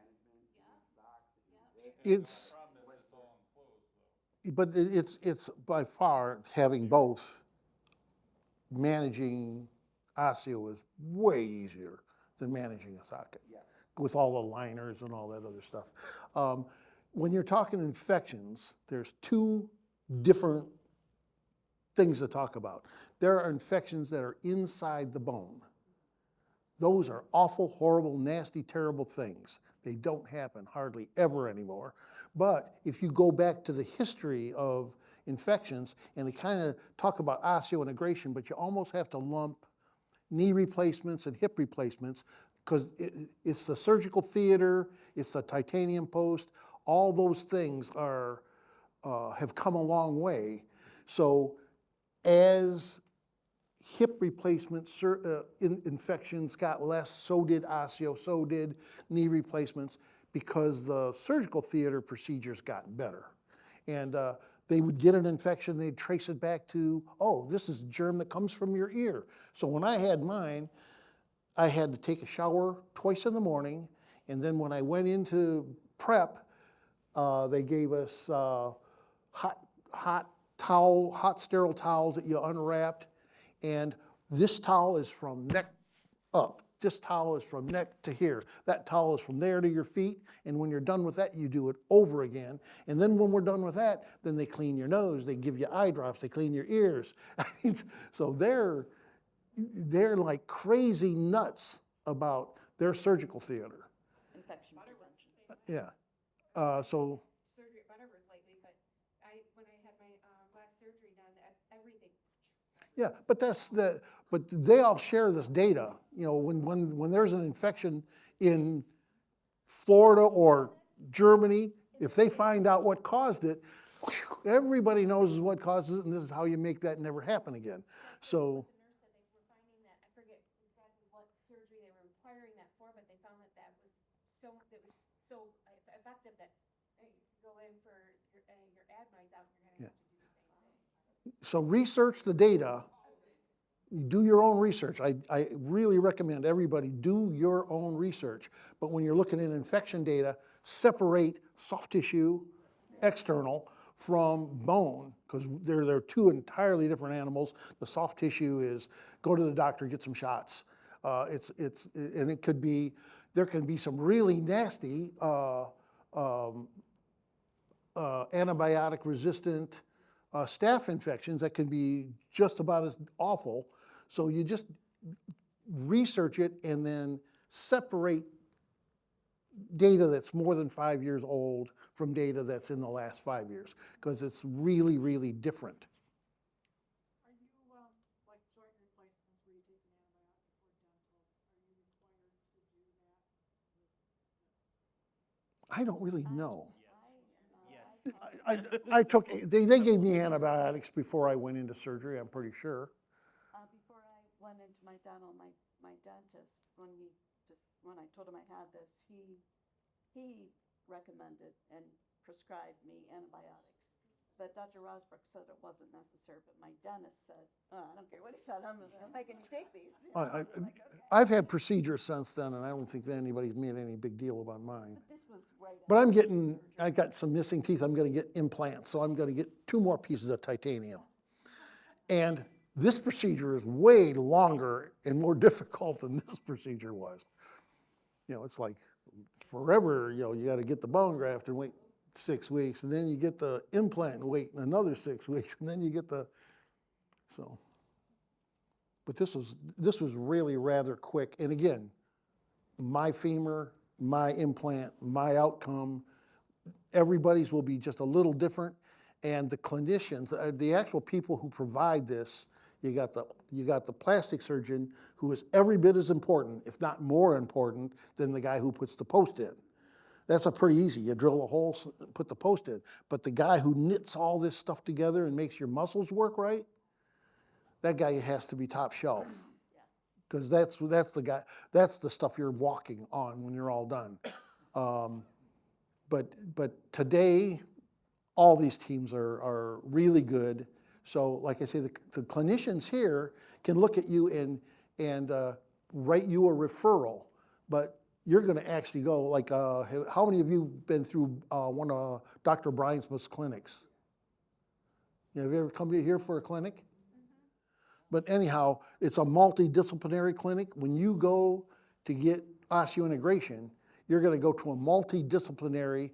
So not only is it the bone, the muscle, but somebody's going to be looking at your head. Are you okay with this? Are you ready for this? Or, what's your motivation? They ask you a gazillion questions you don't think have anything to do with being an amputee, but they're looking to see if you're psychologically ready to. So it's all the disciplines. How well do you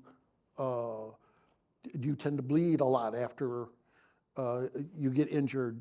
Just they look at everything. But your clinicians, I mean, the people who do this, they're very, very good. So you go take a visit. They're not going to say yes or no over the phone. They'll just say yes or no, come down, we'll take a look at you. But when they take a look at you, it's an all-day deal. You're going to see about 6 different doctors. Yeah, there's a few that when you say it's not for everybody, so they back that up a lot. I know Marge had talked about that. I'm diabetic, so that used to be definitely a no go. Not anymore. Somebody that has an A1C that's ridiculously high and not controlled, probably not for them until they can get that under control and show that they can maintain it. Somebody that's maybe having some mental, emotional issues. So there are ones that it's not for. I mean, if you're this gentleman talked about infection history. Each one is different. Each one's very specific.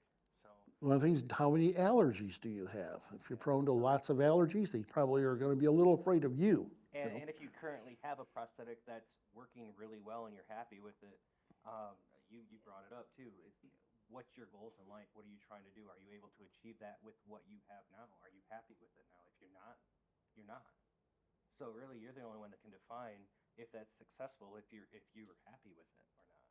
And then Jen had mentioned earlier about using your team. Definitely make sure it has to be like for auto injuries with the state of Michigan. They don't owe that benefit at all until that expense has occurred. I have a bill for $261,000 is what my auto insurance paid. That's reimbursements for everything, but that's plastic surgery, that's hospital stay, that's ortho, that's everything. Well, that's not physical therapy. That's not the leg itself. The leg itself was another. I'm lucky to have a Jenny Max 3. It's like $150,000 leg, but with Michigan, you have to meet this. It has to be medically necessary. It has to be related to the accident.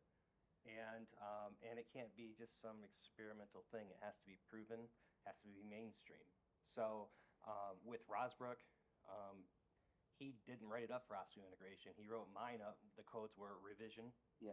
It's medically necessary, but there's codes, and I have them in my email. I can't remember which ones they are, but it's an amputation revision. So it's not something experimental, is it? This is something that happens and it's been doing for a long time.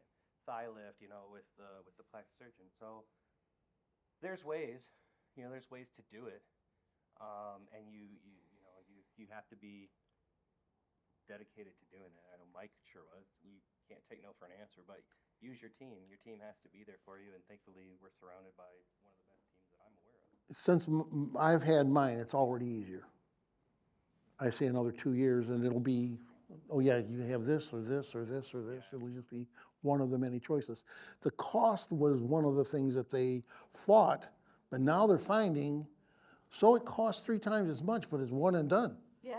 You know, you don't have 30 test sockets. You know, you put this thing on and you're pretty much done. That's the big deal. But to me, still, when I say the difference is all day, every day. I don't think about it.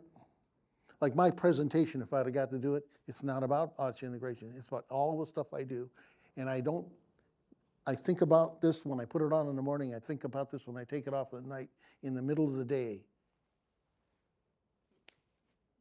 I don't think about it. It's not the leg I used to. Something like this, if you have more questions or concerns, we have a lot of resources here at FreeBid. We have several, presentations from the leading surgical groups, and we can kind of share that with you guys, and chat more about the process, as in depth. I think yours, as, like, yours what doesn't do the this, right? process is gonna look like, and even Oh, down the road, yours is kind of in free swing while sitting like this, isn't it? I stood up like it's wanted to stay in free swing. You guys have any Well, Yeah. Did your shirt help to pay for it? Only if you shell out $20 right now. We've made no money. We've made no money.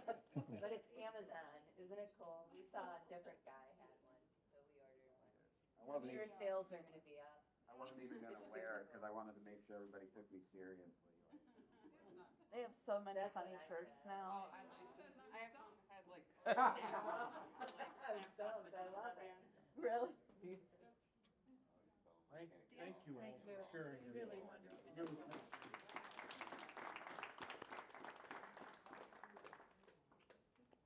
Well, thank you all for coming. I think Steve, you have like, when is the last time we're meeting? Do you have any other?